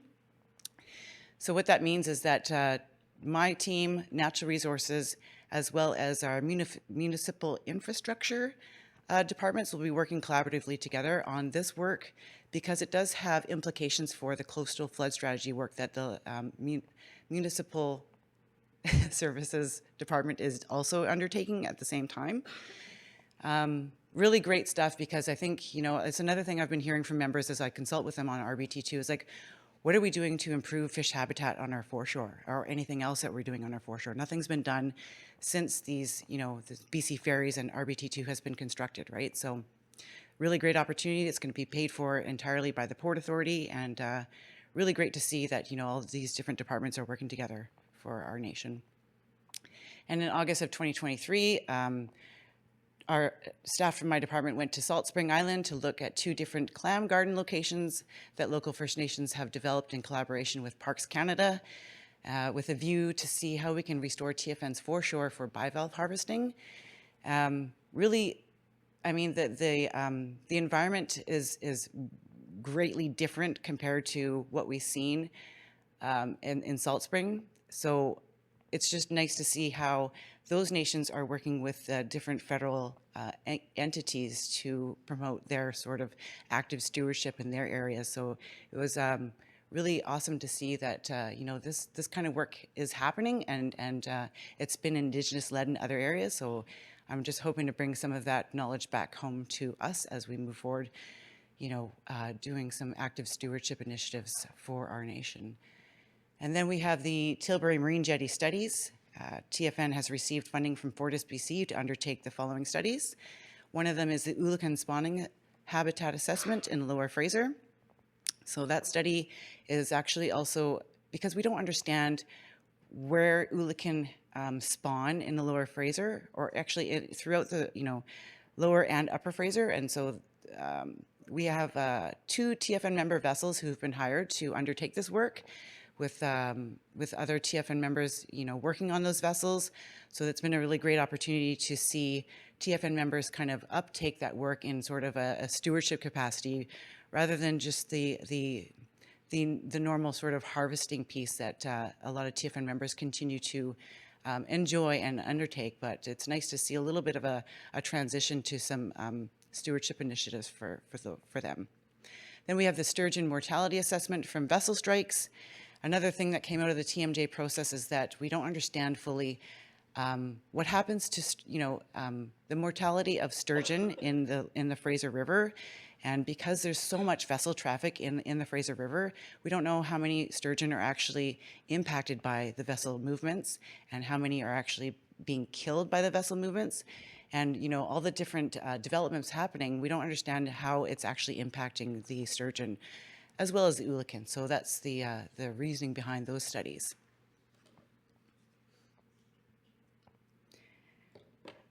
Ongoing fieldwork and highlights in our archaeology department area. So TFN led the Dragonfly screening project last year. There was 469 possible elements of fragmentary ancestral remains, around 100 artifacts. 19 TFN members were hired in conducting the fieldwork. Really great opportunity. In December of last year, UBC Laboratory of Archaeology, 4 TFN members are receiving artifact cataloging training. So we're still building internal capacity, which is really great to see. In September of last year, there was a Niska pole rematriation trip, and our archaeology coordinator was lucky enough to attend this. And so the pole was returned home after 94 years where it was stolen, cut down while the Niska were away during their hunting season, eventually reaching the National Museum of Scotland, of all places. It is not considered an artifact, it's a living being, alive with the spirit of the ancestors. It's called rematriation because they're a matriarchal society instead of repatriation, so I think that was a really, really great nuance there.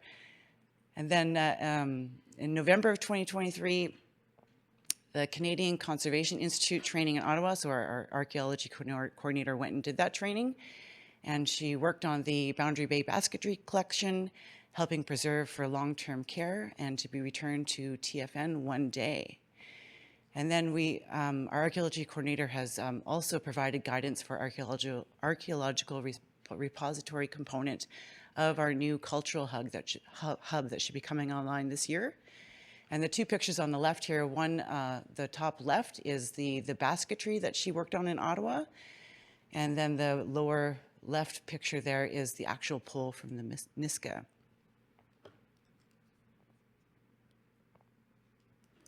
And then this is just about our referrals, and we still have one referrals analyst, and we currently process approximately 24 referrals per month. So there was about 288 referrals processed last year. And then there's a listing below there of all the different types of referrals that we currently receive and engage upon. Just two things. I had 2 get-backs from the 2 weeks ago when I presented on the update on major projects. One question was, how big is the new LNG tank for the Tilbury Phase 2 expansion project? So it's the Phase 2, I only have it in volumes. I don't have it in actual footage space. I wasn't able to locate that. So there, let me see here. It's, so the base plant is 28,000 meters squared. The Phase 1A tank is 46,000 meters squared. And the new tank is going to be 142,400 meters squared of volume that can hold LNG. And then the other get back was how many referrals did we process last year, and I just described that in this slide here. Heichka.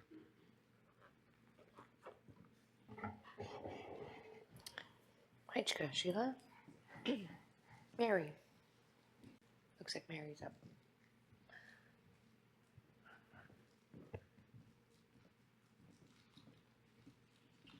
Heichka for the Feather and Heichka Squeakquel.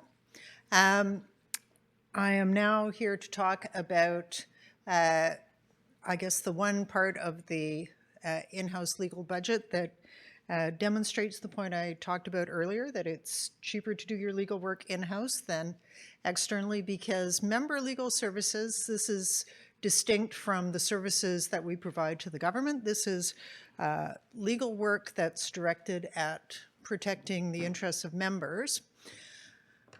So we deal with legal functions relating to treaty rights, such as fishing rights. And the principal item in the budget here has been the cost of the Cowichan litigation, which, as legislators will be aware, went on for a number of years, and it concluded, the trial ended last year. So now we're waiting for the judge to come down with her decision after, I think it was 488 days of evidence heard over a number of years.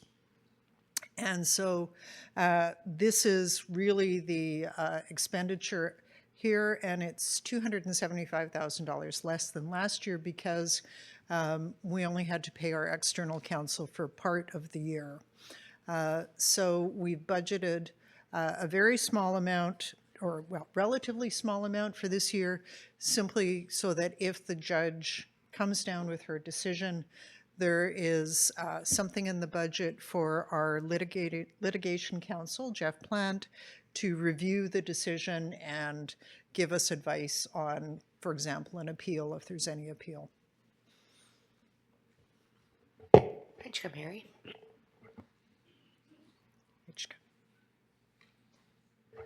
Do we have Crystalline coming up?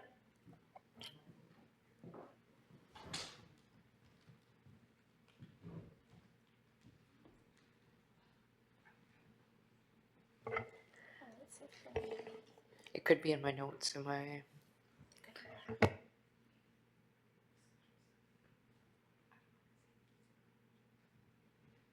Sorry, 1 second. We're just clarifying. I'm not sure.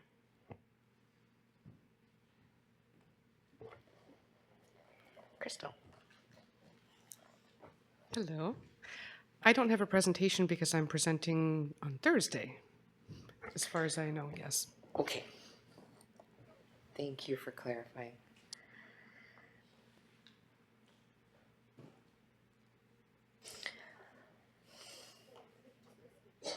Okay. Thank you for your presentations, everybody. So now we'll ask for questions and comments from any legislators on those awesome presentations. Please. Paliquia.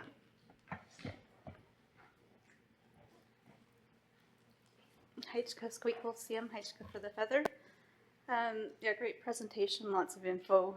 I just have a few questions regarding the archaeology. So the total contracted service, 980,000, is that for all the field technicians plus other contractors that are hired for that? And also for the field technicians, it's great that we have so many members interested. Are these positions like part-time, on-call, or just seasonal? And if so, like, is there any opportunities for full-time positions at all? Or like, it's such a huge area that I'm just wondering how we can expand our members' work experience here.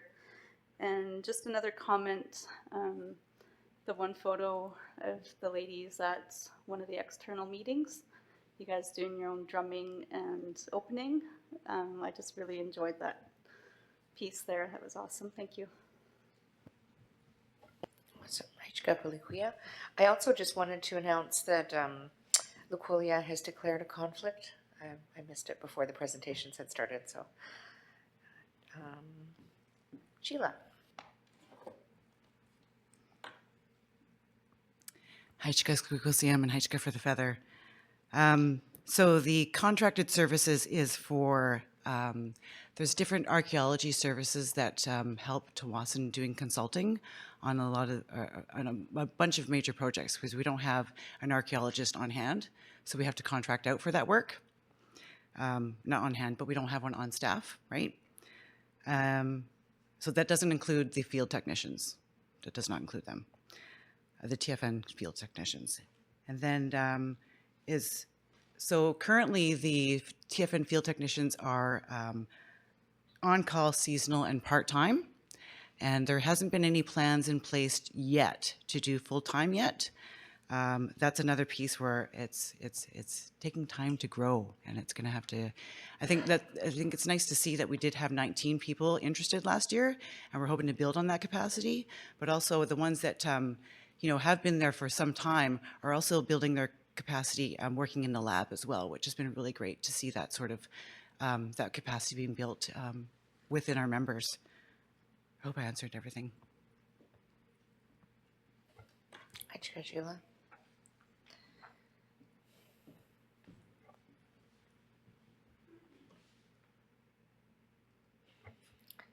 More questions from legislators? Sultanat. Okay, Hachka Squeakle and the Feather Runner and all the presenters, and just one clarification in regards to the treaty rights and title. We talked, like on your graph, there's a senior manager, and then in your presentation, there's director. Are they going to be is that the same thing? Yeah, forgot it. Where is it? The new director of territory management and the senior manager, are they going to be the same position? And refresh my memory on who the biologist is. Okay, Hachka. Hachka, Sheila. Hachka Squeaklesiam and Hachka for the Feather. So the director is going to be above both myself and Crystal Lockhart, who will be managing both departments. The Senior Territory Management Coordinator is a position that's been there for 3.5 years now. They don't have any supervisor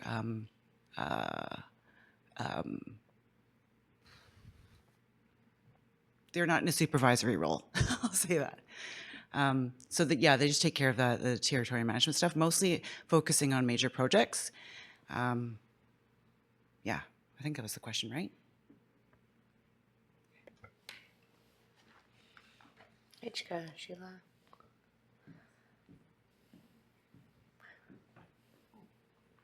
Toquilam.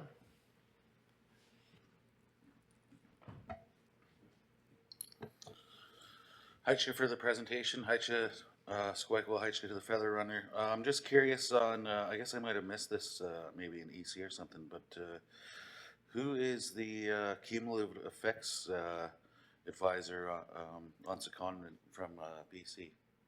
Haicha. Sheila? Haichka Squeaklesiam and Haichka for the Feather. Sorry, I got to go back to one more question from legislator Asantanat. Who is the biologist? So her name is Kelly Scott, and we snapped her up fresh out of school. So yeah, her name's Kelly Scott. The second question, who is the CE advisor? So cumulative effects advisor her name is Kimberly Walters, and she used to work for the Environmental Assessment Office. And she has extensive experience in the world of environmental assessments. I think she has about 14 years experience. And so the province has been really gracious in giving her us and to support our work.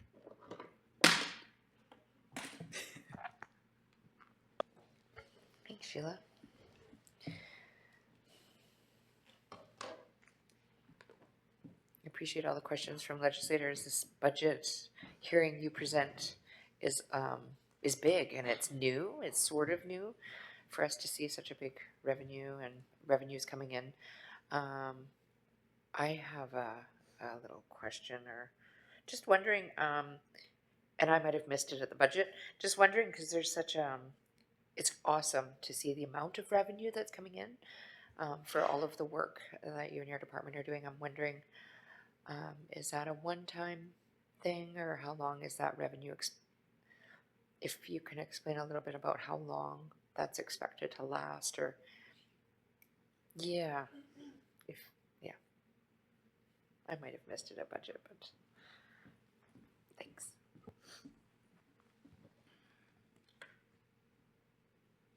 Haichka Squeaklesiam and Haichka for the Feather. So I'm thinking you're asking about the Squett's-Hunnam framework revenue. That is a one-time payment from the federal government. This is why we're going to put it into the Fisheries Trust. So the interest earned on that funding is what we'll be spending for both departments. And so that funding will stay in there untouched until, I don't know, I guess it needs to be touched by Executive Council or Legislature or whatever it may be. Heichka.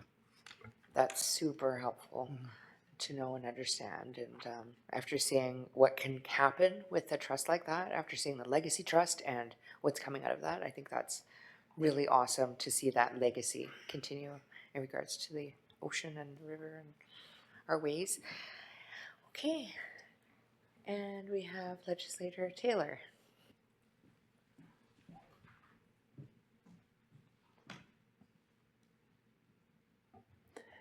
Heichka Ryder, Heichka Squeakquel, and Heichka Sheila, and all for the presentation. Just want to make a comment, like my comments with policy, it's just really great to see our department grow, Sheila, and have such a, so many youth involved. I did not know it was 19, so I'm really glad to hear that that program has started up again. I know some people that are in it and they really enjoy it. So just really great to see that department grow with how important the work that you're doing is. And then I had another comment. Oh, just for some like ongoing field work. If it were to be appropriate, I would love to see maybe some legislators tag along with your team to check out some of the things that you've been up to. I would really enjoy that. So yeah, Heichka, thanks.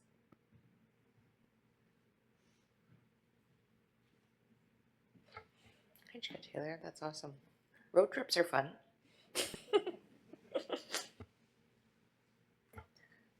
We actually have a Sultanate next. Heichka. Heichka Squeakquel and Feather Inner. Thanks for all the clarification and the questions and everything. And I think it's really good that we have 4 people willing to take the laboratory training. And, you know, like is it a university program? Does anybody know? Or is it just on the job training type thing? And just a comment about the waters and what you have done with Salt Spring Island. I think that's a really good initiative for us, but it's going to take decades and decades for the water to be cleaned up with the pollution. You know, like it's so, if you walk on there, you sink down and it's all black, you know, like, and so it's going to take a long time, but it's a good initiative. And I like the idea of our field trip. Thank you. Heichka Sultanate. Sheila.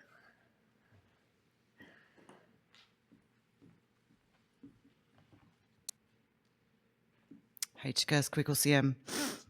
So the training for the lab work is it's not a university credited course. It is on the job training.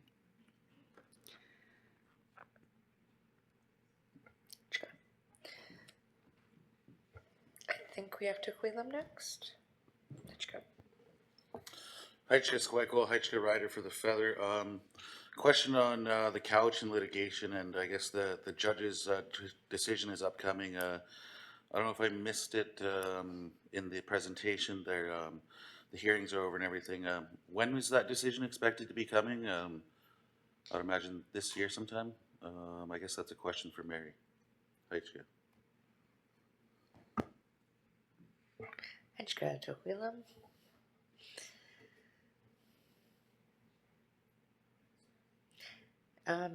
The question was on the Cowichan litigation. Wondering, maybe just a little quick update on that one. Heichka.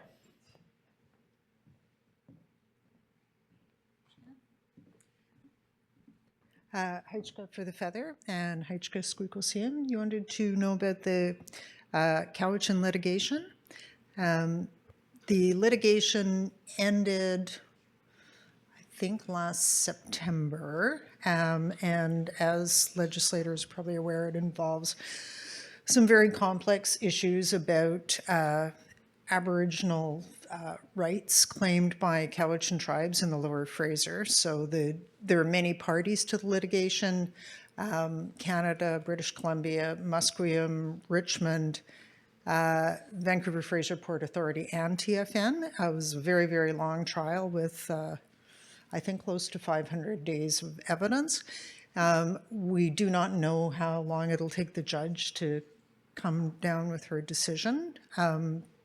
Probably sometime in the next few months, but your guess is as good as mine. I looked at the written submissions that were made at the end of the trial, and I think each party was limited to something like 900 pages of submissions, and some of them got very close to that limit. So it's already, if you remember the old days of telephone books, it's like several telephone books worth of written submissions on top of all of the many hundreds of days, several years of oral evidence. So our external counsel said he thought the judge had been writing her decision all the way along.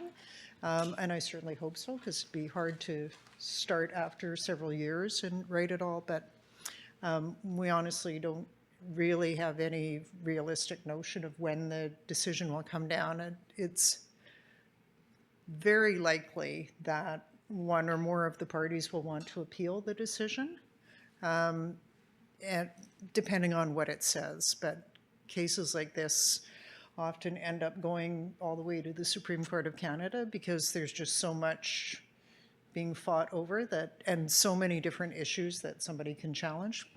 So I can't give you a very definite answer about when the whole thing will be decided, but hopefully we'll have a decision sometime in the next year. Thank you, Mary. That's helpful. Thanks.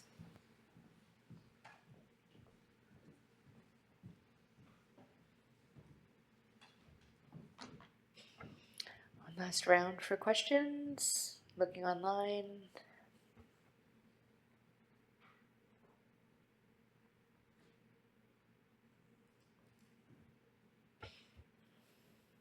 Thank you, legislators, and I think and Sheila. That's awesome. I think it just shows all of the work that's happening, and I think we're all quite excited about that. So that's awesome. Okay, so we'll move forward, and I'd like to ask Legislator Palihuia to read the motion to move Schedule 7 to third reading, and then I'll ask for a mover and a seconder. Haichka. Haichka Squiggles. Motion to move Schedule 7, the Member Policy and Government Services Schedule of Bill 001, 2024 to third reading. Whereas the Tsawwassen Legislature has the authority under Section 5.12C of the Constitution Act to enact Tsawwassen laws, and whereas the Tsawwassen Legislature under Section 24.2 of the Financial Administration Act must approve the annual budget, and whereas under the Legislature Rules and Procedures Manual, Section 25, each bill must receive 3 separate readings. And whereas the Legislature resolved on February 15th, 2024, that each schedule of Bill 001, 2024 be reviewed, debated, and voted on separately during second reading. Therefore, be it moved that the Tsawwassen Legislature move Schedule 7, the Member Policy and Government Services Schedule, to third reading. Haichka Palihuia. Do I have a mover and a seconder? Moved by Tequila, seconded by Swamasat. All in favor, if you could raise your hands. Hi. And I'll ask Legislator Chumquat. In favor. And motion is carried. Haichka, legislators. We are moving along quite nicely, so let's move on to the Advisory Council report. Bill 002, 2024. Maybe we should call our legislators back. We'll just wait a minute to gather everybody. Haichka.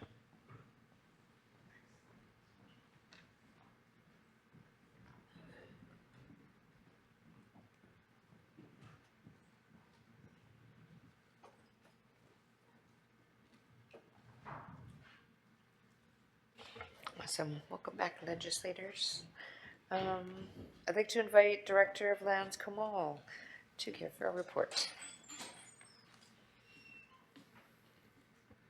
Haichka Squiggle CM and Haichka for the Feather. Good evening, everyone.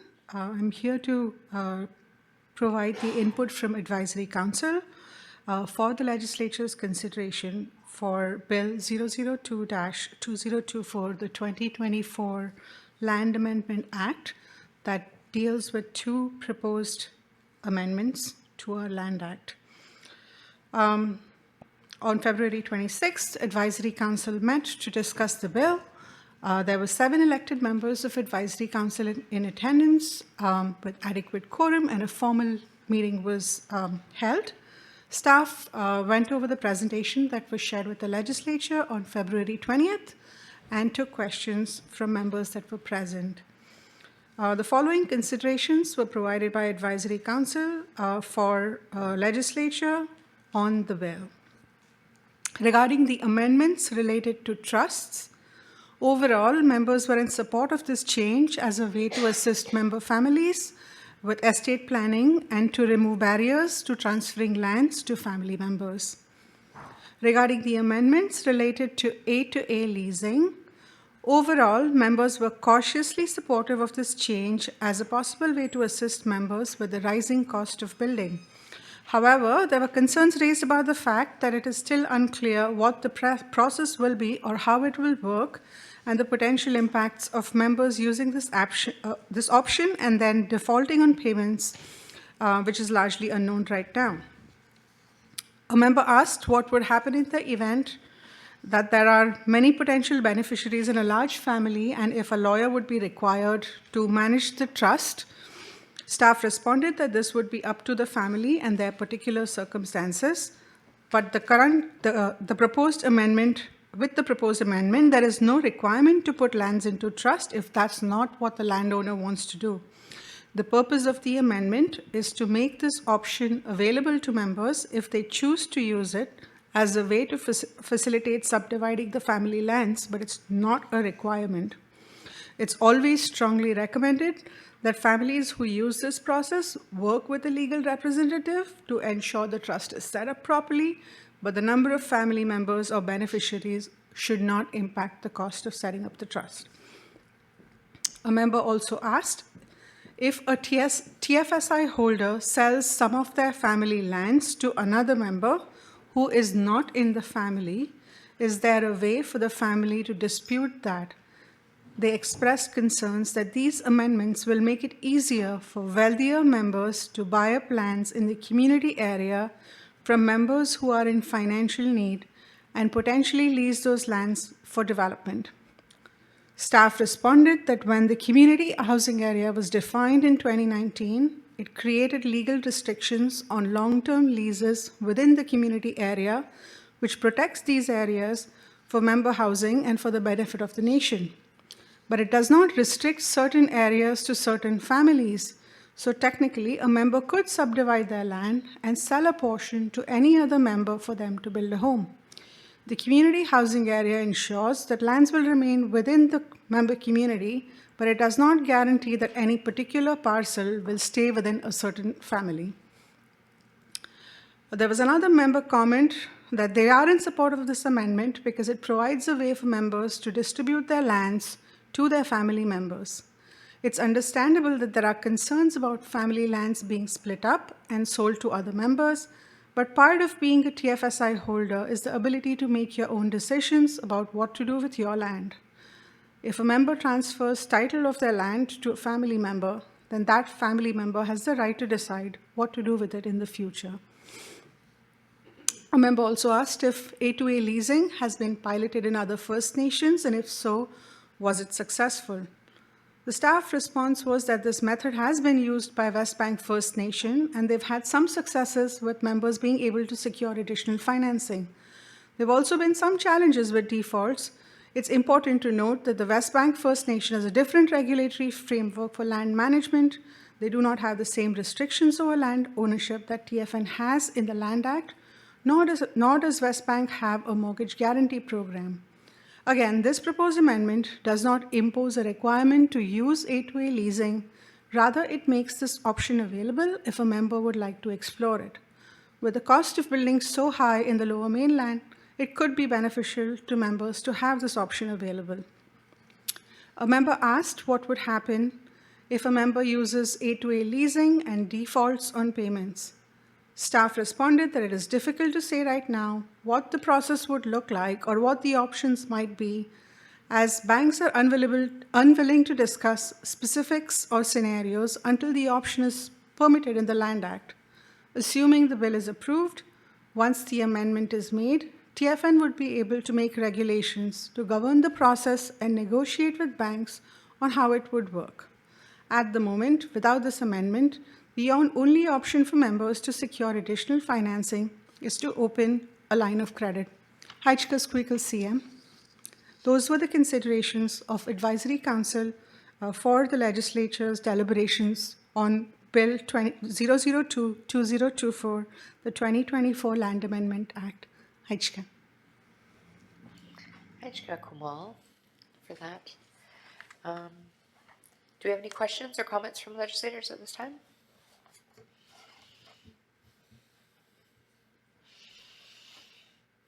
Seeing none, just want to thank Kamal and also thank the Advisory Council.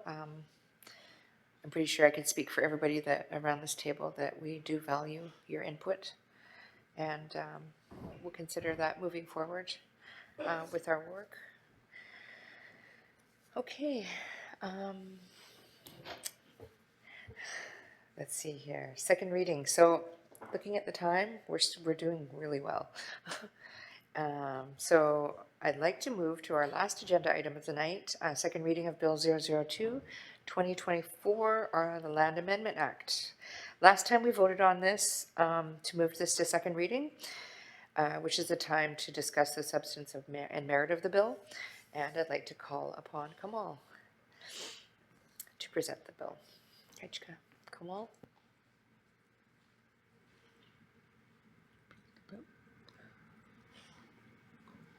Squeakle CM, perhaps this is the time for a debate. I can go over the previous presentation if required.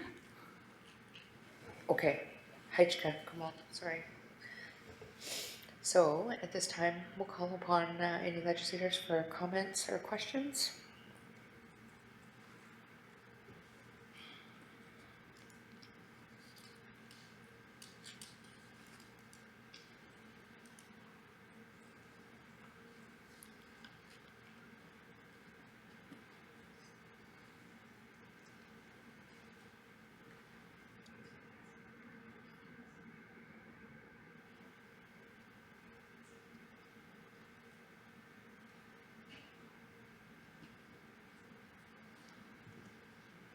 Okay, last call for any more questions. Okay, Hajka. So we'll move forward and ask legislator Tukwila Bryce to read the motion to move Bill 002-2024 to third reading, and then I'll ask for a mover and a seconder. Hajka Squeakle, Hajka Rider for the Feather. Motion to move Bill 002-2024, the 2024 Land Amendment Act, to the third reading. Whereas the Tsawwassen Legislature has the authority under Section 5.12C of the Constitution Act to enact Tsawwassen laws, and whereas under the Legislature Rules and Procedures Manual, Section 25, each bill must receive 3 separate readings. Therefore, it be moved that Bill 002-2024, the 2024 Land Amendment Act, proceed to third reading.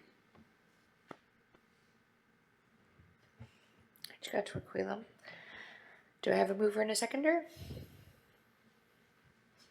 Moved by Holkomatia. Seconded by Marianne Adams. Hajka. All in favor, please raise your hands up high. Hajka. I'll call upon Legislator Chumkwat. I'm in favor. Hajka. Legislator Luquillia. In favor. Hajka. Motion is carried. Hajka legislators.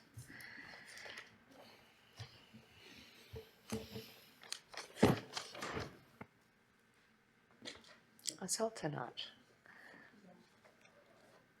No? Okay.